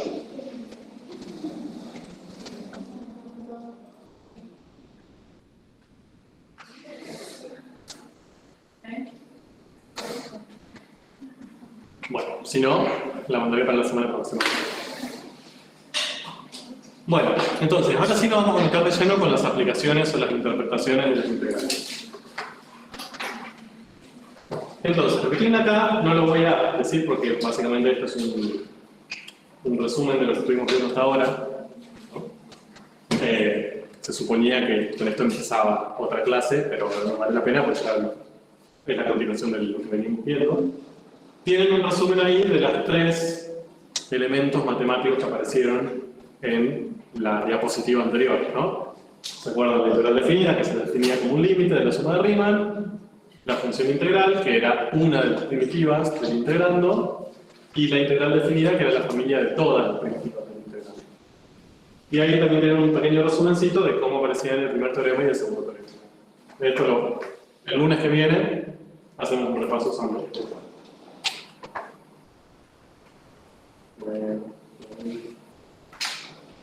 Perdón que lo pase rápido, pero no hay nada nuevo. Esto es lo que vamos a ver. Bien. Hasta ahí quedamos. Entonces, ahora lo que vamos a ver son de a poquito diferentes interpretaciones o diferentes acercamientos a cómo interpretar ese resultado a resolver una integral definida. El primero es el que ya vimos recién, el teorema de cambio total. Que si la función que estamos integrando es la razón, la podemos pensar como la razón de cambio de una cierta magnitud, ¿bien? En definitiva, si yo resuelvo esa integral definida y aplico Barrow, eso me permite afirmar que voy a poder obtener el cambio total de esa magnitud que estaba cambiando en ese periodo de tiempo, por ejemplo. ¿Sí? Que ahí tenemos cómo pensar al teorema del cambio total. No es nada nuevo, no me miren con cara de vamos muy rápido, es lo mismo que estuvimos hablando hasta ahora. La integral definida de una razón de cambio de una cierta magnitud es igual al cambio total de esa magnitud en ese intervalo. Punto. Entonces, ahí tienen diferentes ejemplos. En el libro también tienen resueltos varios ejemplos, si quieren leerlo, para que lo tengan más en cuenta. Por ejemplo, si yo estoy integrando entre un cierto tiempo y un cierto tiempo final la velocidad a la que se mueve un camión, ¿cómo voy a interpretar esa integral? Díganme ustedes con sus palabras. ¿Qué fue lo que empezamos a hacer, no? Fue nuestro problema inicial ese. Yo conozco la velocidad, la función velocidad a la que se mueve un camión. Integro entre un cierto tiempo inicial y un cierto tiempo final. Me da un cierto número. 1300. ¿Qué significa ese número? La cantidad de metros que se movió. La cantidad de metros que se movió. ¿Sí? En ese intervalo de tiempo avanzó 1300 metros. Su posición cambió 1300 metros. Otro ejemplo que van a usar mucho seguramente en problemas en tarea de aula. Estamos integrando entre dos valores de tiempo el caudal en un tanque, por ejemplo, o en un reactor. El caudal se define como la derivada del volumen. ¿Sí? A la velocidad a la que cambia el volumen de un líquido, por ejemplo, en un tanque, en un reactor, en un recipiente. Entonces, integro ese caudal y obtengo menos 40. ¿Cómo interpreto eso? La cantidad de volumen de agua que fue variando. Bien, el volumen, el cambio de volumen. 40 unidades de agua. Bien, pues entonces, si me dio menos 40 es porque ese volumen disminuyó en 40, por ejemplo, en 40 litros. Tengo 40 litros menos de agua al final con respecto al inicial. Calculo la integral entre un cierto valor de tiempo y otro cierto valor de tiempo de la derivada de la población de cabras en Santa Cruz. Obtengo 1852. ¿Cómo interpretas el 1852? Que creció la población, sería. Bien, ¿qué más? Pueden darme más datos.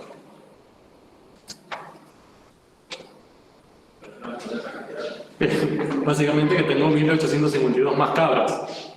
Bien, en el tiempo final que en el tiempo inicial. ¿Sí? Siempre igual. Si estoy integrando la razón de cambio de una cierta magnitud, ese número es cuánto cambió esa magnitud en ese intervalo. Si es positivo es porque creció, si es negativo es porque disminuyó, si es cero porque no cambió. Sin saber qué le pasó en el medio, ¿no? Solo en esos dos valores extremos. ¿Punto? Eso no sé qué es. Bueno. Terminamos ahí con 30 capítulos. Vamos a meternos ahora, no lo vamos a terminar hoy, pero vamos a dejar un poco planteado.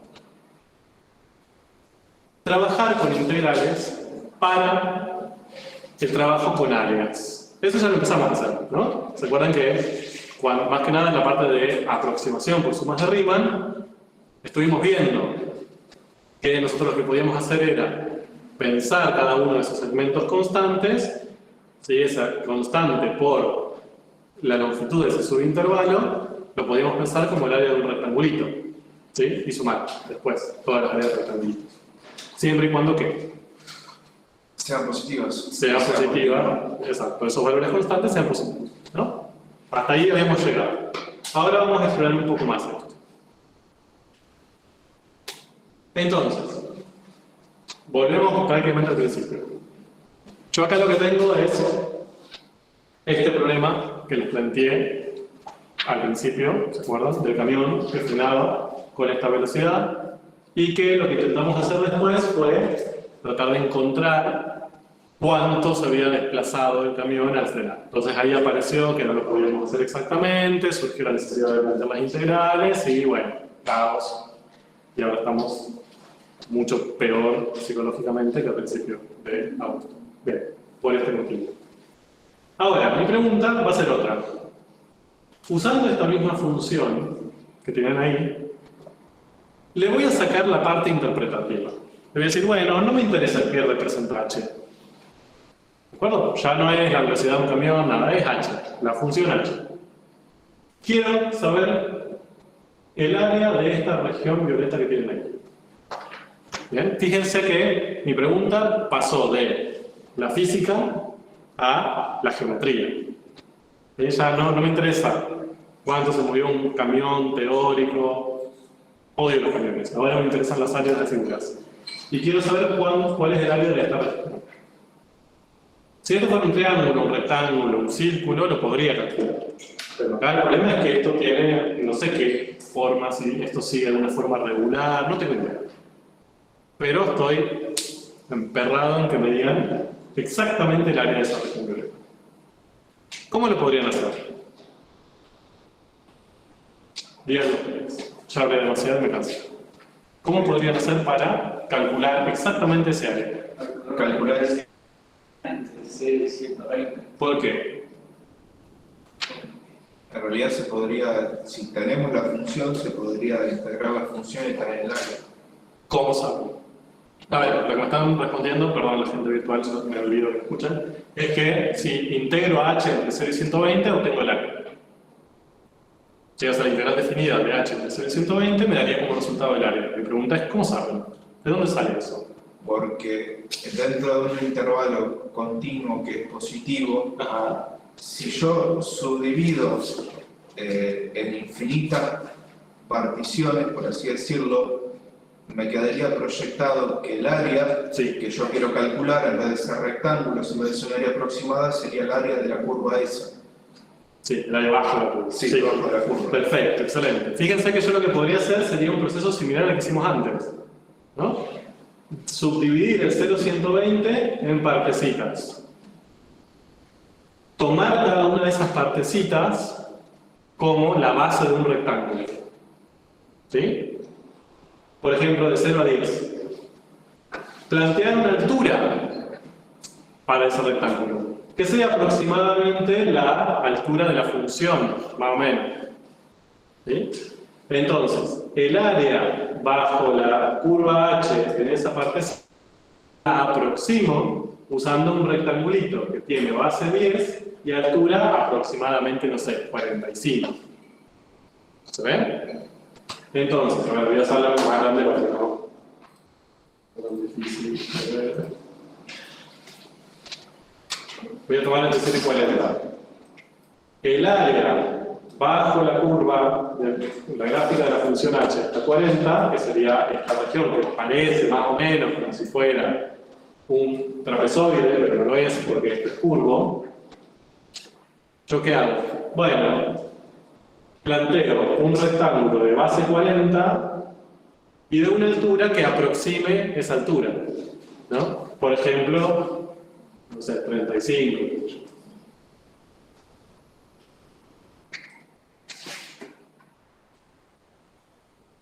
¿Ese resultado va a ser exacto? Ya sabemos que no, va a ser aproximado. Fíjense, yo en este rectángulo que planteo, esta parte le estoy pifiando.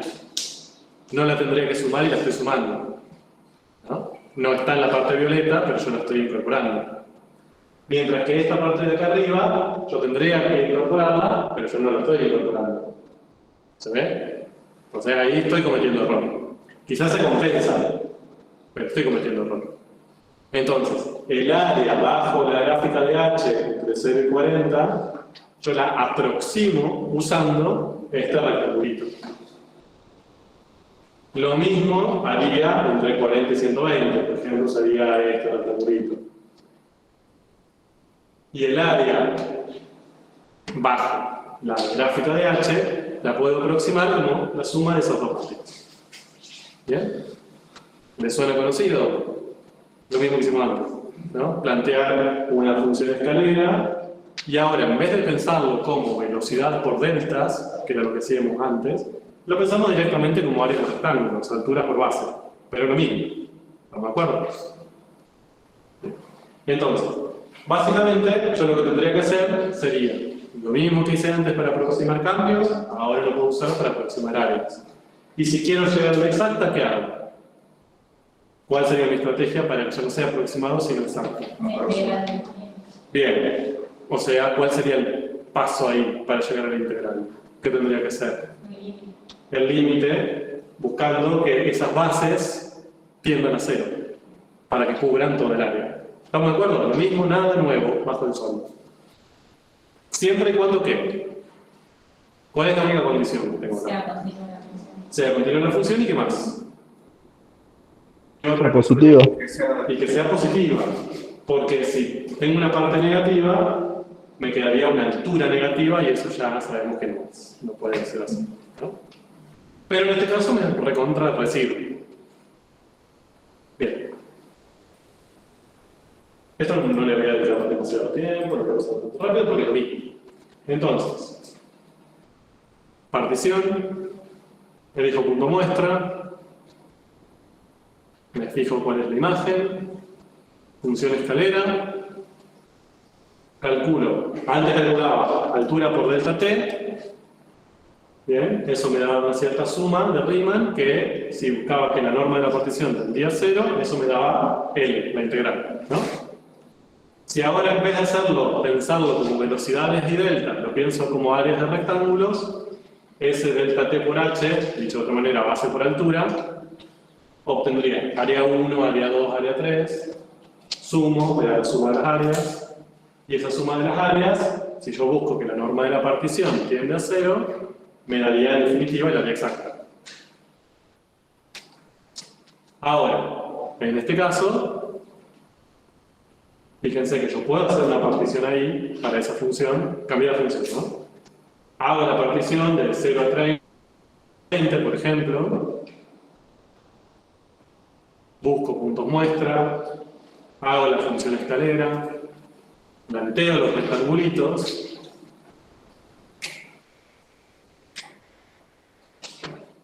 podría pensarlo como delta t por velocidad constante, eso lo podría hacer, pero el problema es que ya no lo puedo pensar como áreas, ¿no? Porque en este caso la altura me quedaría negativa, entonces eso no representaría el área 2, el área de ese rectangulito, me daría un área negativa, y sabemos que eso no puede ser. ¿Bien? Entonces, yo puedo llegar a tener una suma de áreas, una suma de Riemann. De hecho, podría también integrar, hacer que la norma de la partición tienda a 0, en este caso, solo que ese número que obtendría no lo puedo pensar como un área, porque tendría partes positivas y tendría partes negativas. ¿Se entiende? Lo que quiero que se lleven de esta parte es, yo puedo hacer ese proceso, incluso cuando las funciones son negativas. Puedo obtener esa integral. ¿Sí? Puedo resolver, puedo hacer barro, todo lo que vimos antes. Me va a dar un cierto número. Pero, si esa función tiene imágenes negativas en algún momento, ese número no lo puedo pensar como un área. ¿Sí? Porque llega un punto que yo no estoy considerando estos rectángulos raros, entonces ya rompí la geometría directamente. Sería una resta de áreas.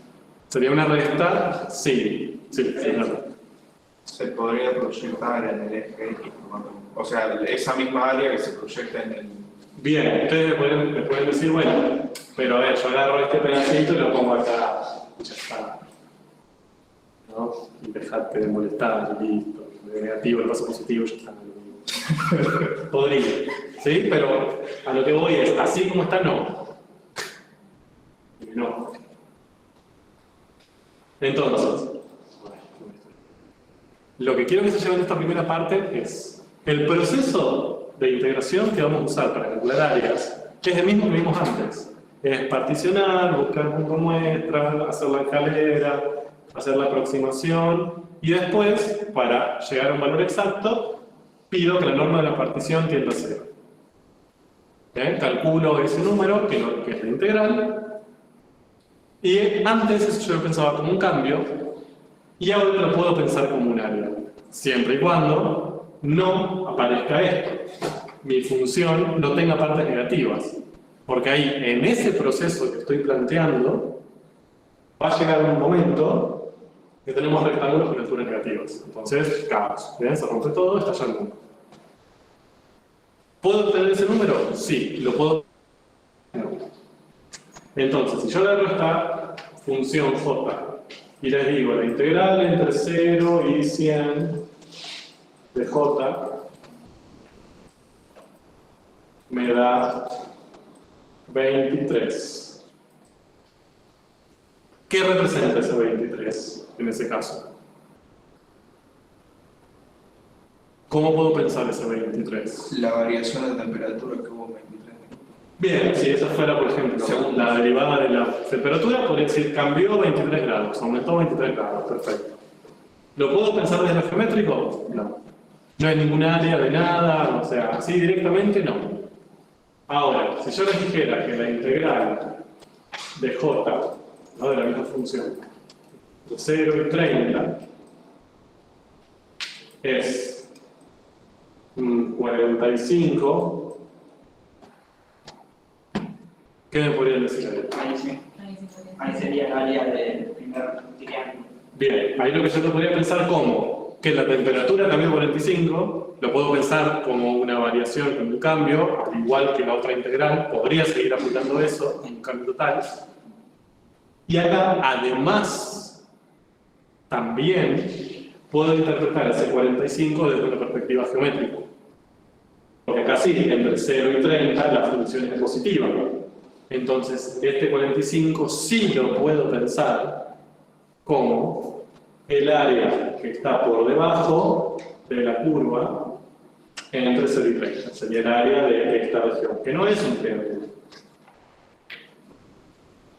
No es un triángulo porque no tiene un lado recto. Ese lado tiene una cierta curvatura.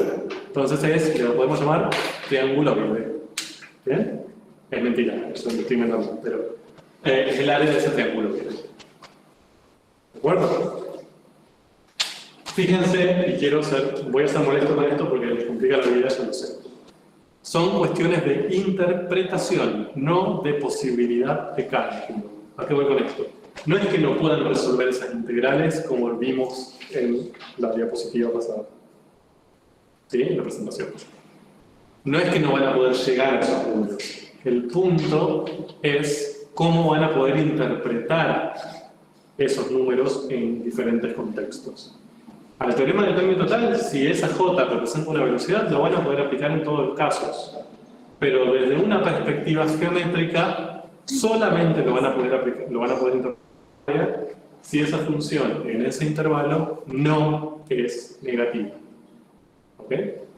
Si tiene al menos una imagen negativa, punto. Desde la geometría no representa nada. Yo voy a pensar en lo que hago el valor absoluto de la parte que está negativa. Calculo el área que me forma eso y se la resto a la primera. Sí, o sea, este 23 sería este área menos este área. ¿De acuerdo? Ahora, eso en la vida no te sirve. Es como, bueno, sí, ok. ¿Para qué me sirve calcular una resta de dos áreas? Como raro, ¿no? Como no es muy útil. No es que en algún momento de tu vida vas a necesitar calcular la resta del área de dos regiones. Sí, quizás el área. Quizás vos sí querés calcular el área de esta parte y de esta parte. Bueno, esta estrategia no te sirve. ¿Sí? Vamos a ver, hay una para hacerlo, pero así como está ahora no sirve. ¿Me siguieron?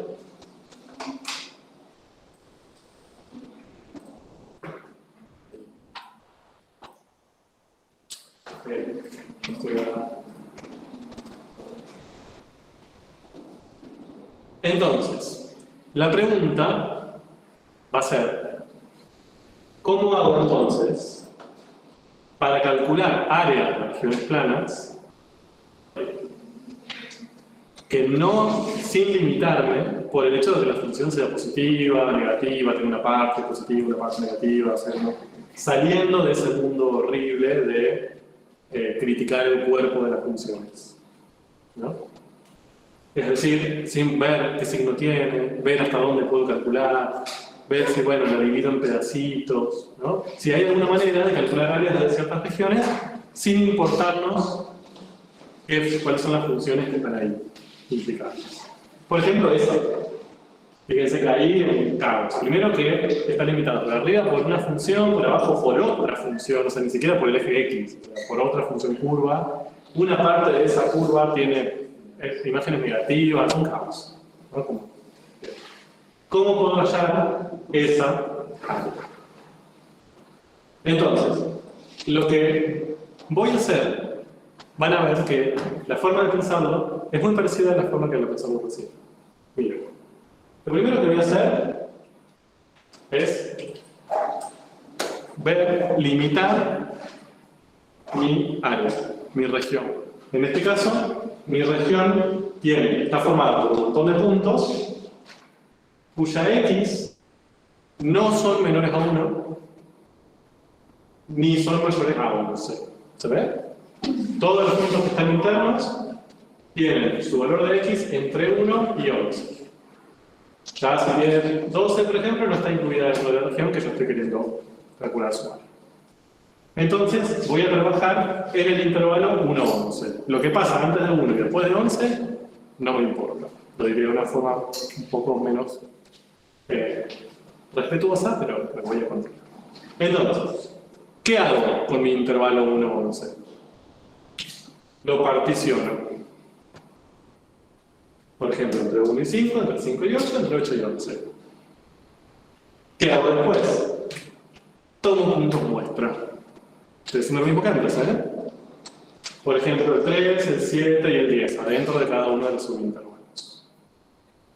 Ahora, ¿cómo podría hacer yo para usar eso intentando aproximar el área de esa región?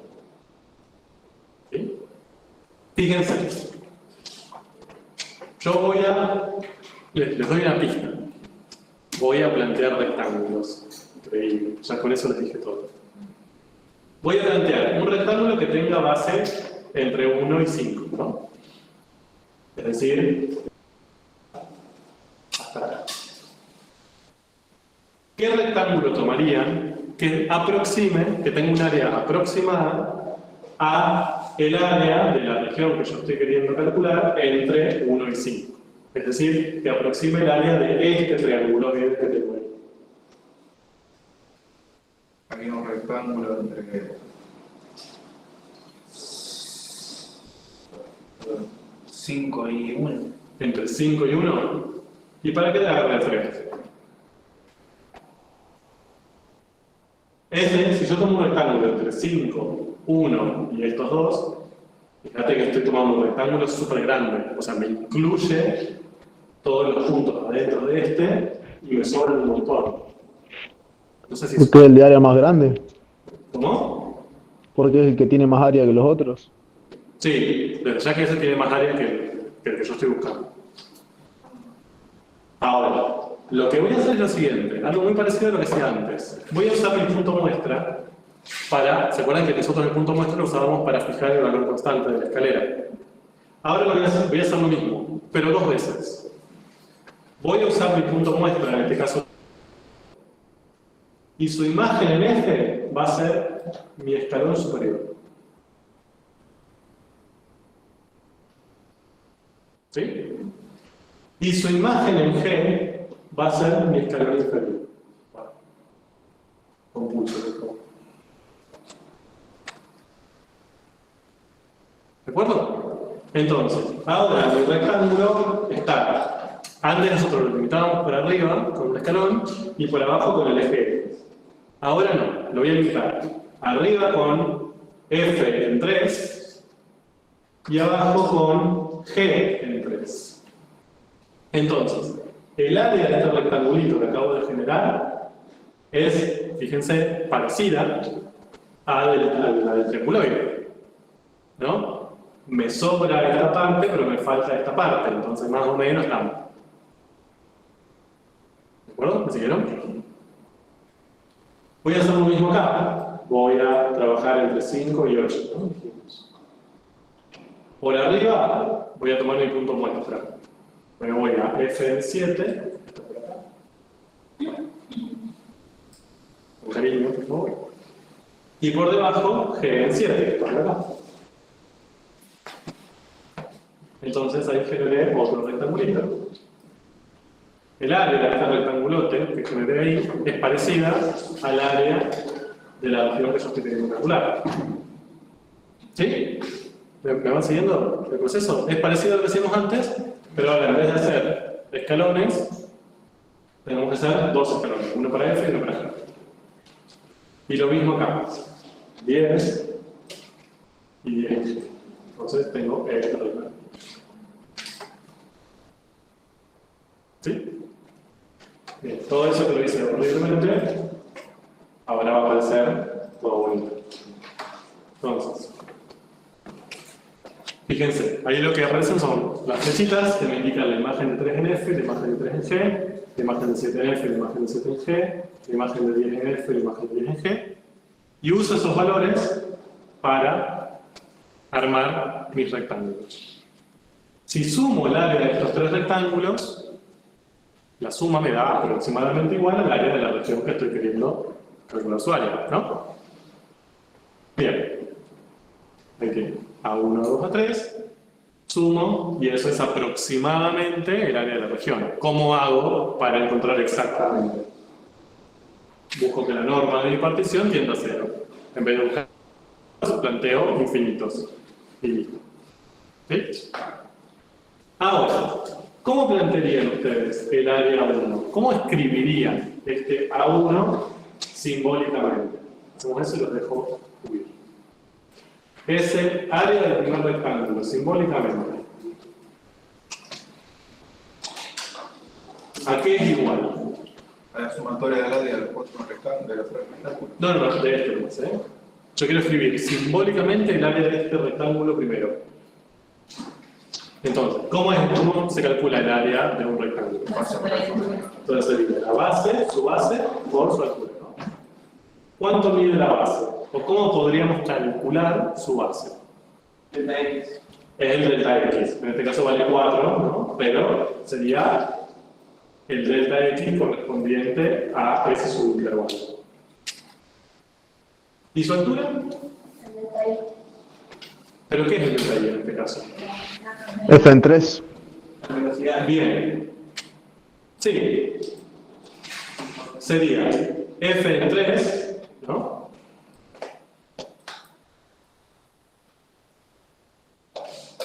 ¿Y listo?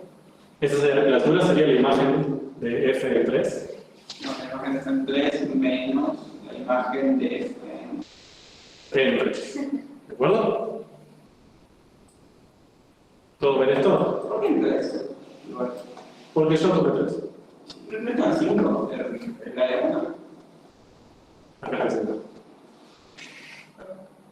No, yo la altura la definí con mi punto muestra. Ahora subo. O sea, la altura de mi rectángulo.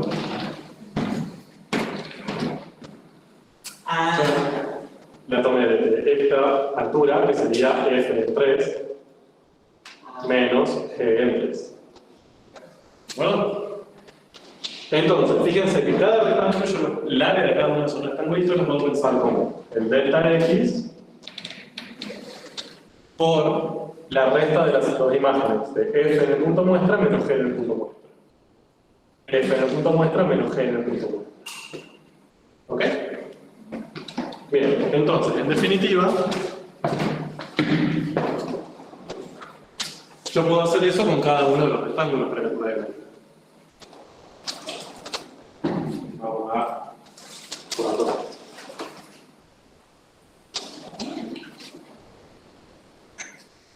¿Sí? Delta X1 por F en 3 menos G en 3, delta X2 por F en 7 menos G en 7, siempre igual. Entonces, si yo lo que quiero hacer ahora es la suma, lo voy a borrar así, no sabes más. Si lo que quiero hacer ahora es la suma de Riemann sería la suma, ¿se acuerdan cuando hicimos esto? Parece hace un montón de tiempo. La sumatoria de un montón de términos que van a ser de la forma delta X por F en el punto muestra menos G en el punto muestra, ¿no? Desde el primero hasta el último. Entonces, si yo hago eso, si sumo todo eso, voy a obtener el área aproximada, ¿no? Y ahora, si esto le pido que la norma de la partición tienda a 0, voy a encontrar el área exacta. ¿Sí? Lo mismo que hicimos antes. Acá la única diferencia con lo que habíamos hecho antes, que antes usábamos solamente una función, que era la función que estaba por arriba, que me limitaba la escalera. Ahora tengo la parte de arriba del rectángulo y otra que me limita la parte de abajo. Ahora, eso es lo que tengo ahí, es la definición de una integral. ¿La de integral de quién?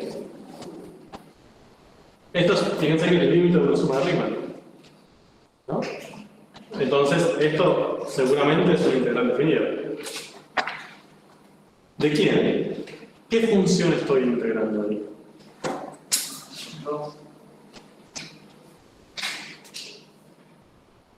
¿Estoy integrando a f? ¿Solamente? F y G. A f y a g. Y no solo eso, a f y a g haciendo qué entre sí. Restándose. Restándose. Entonces, esta suma de Riemann, ¿qué integral define? ¿Cómo escribiría esto en forma de integral? Para este caso. Sería la integral entre qué y qué, ¿de qué? La integral de f sería la integral de f y g entre F menos. De f menos g, lo que digo yo. entre 1 y 11. entre 1 y 2. ¿De acuerdo? Tranquilo, que el lunes volvemos, ¿eh? Pero quería terminar esto para que les quede la idea de que el proceso fue exactamente igual al que hicimos antes. ¿Qué hago? Particiono, me fijo escalones, pido que la norma tienda a 0 y eso me define una integral definida. Entonces, como conclusión te puedo decir, si yo lo que quiero calcular es el área de una región plana limitada por f por arriba y por g por abajo, ¿qué hago? Integro f menos g. ¿De acuerdo? Y esa integral me da el área de esa región. El lunes vemos cómo fue. Bueno, ¿gente virtual alguna pregunta? Nada, profe, nos vemos el lunes. Hasta el lunes.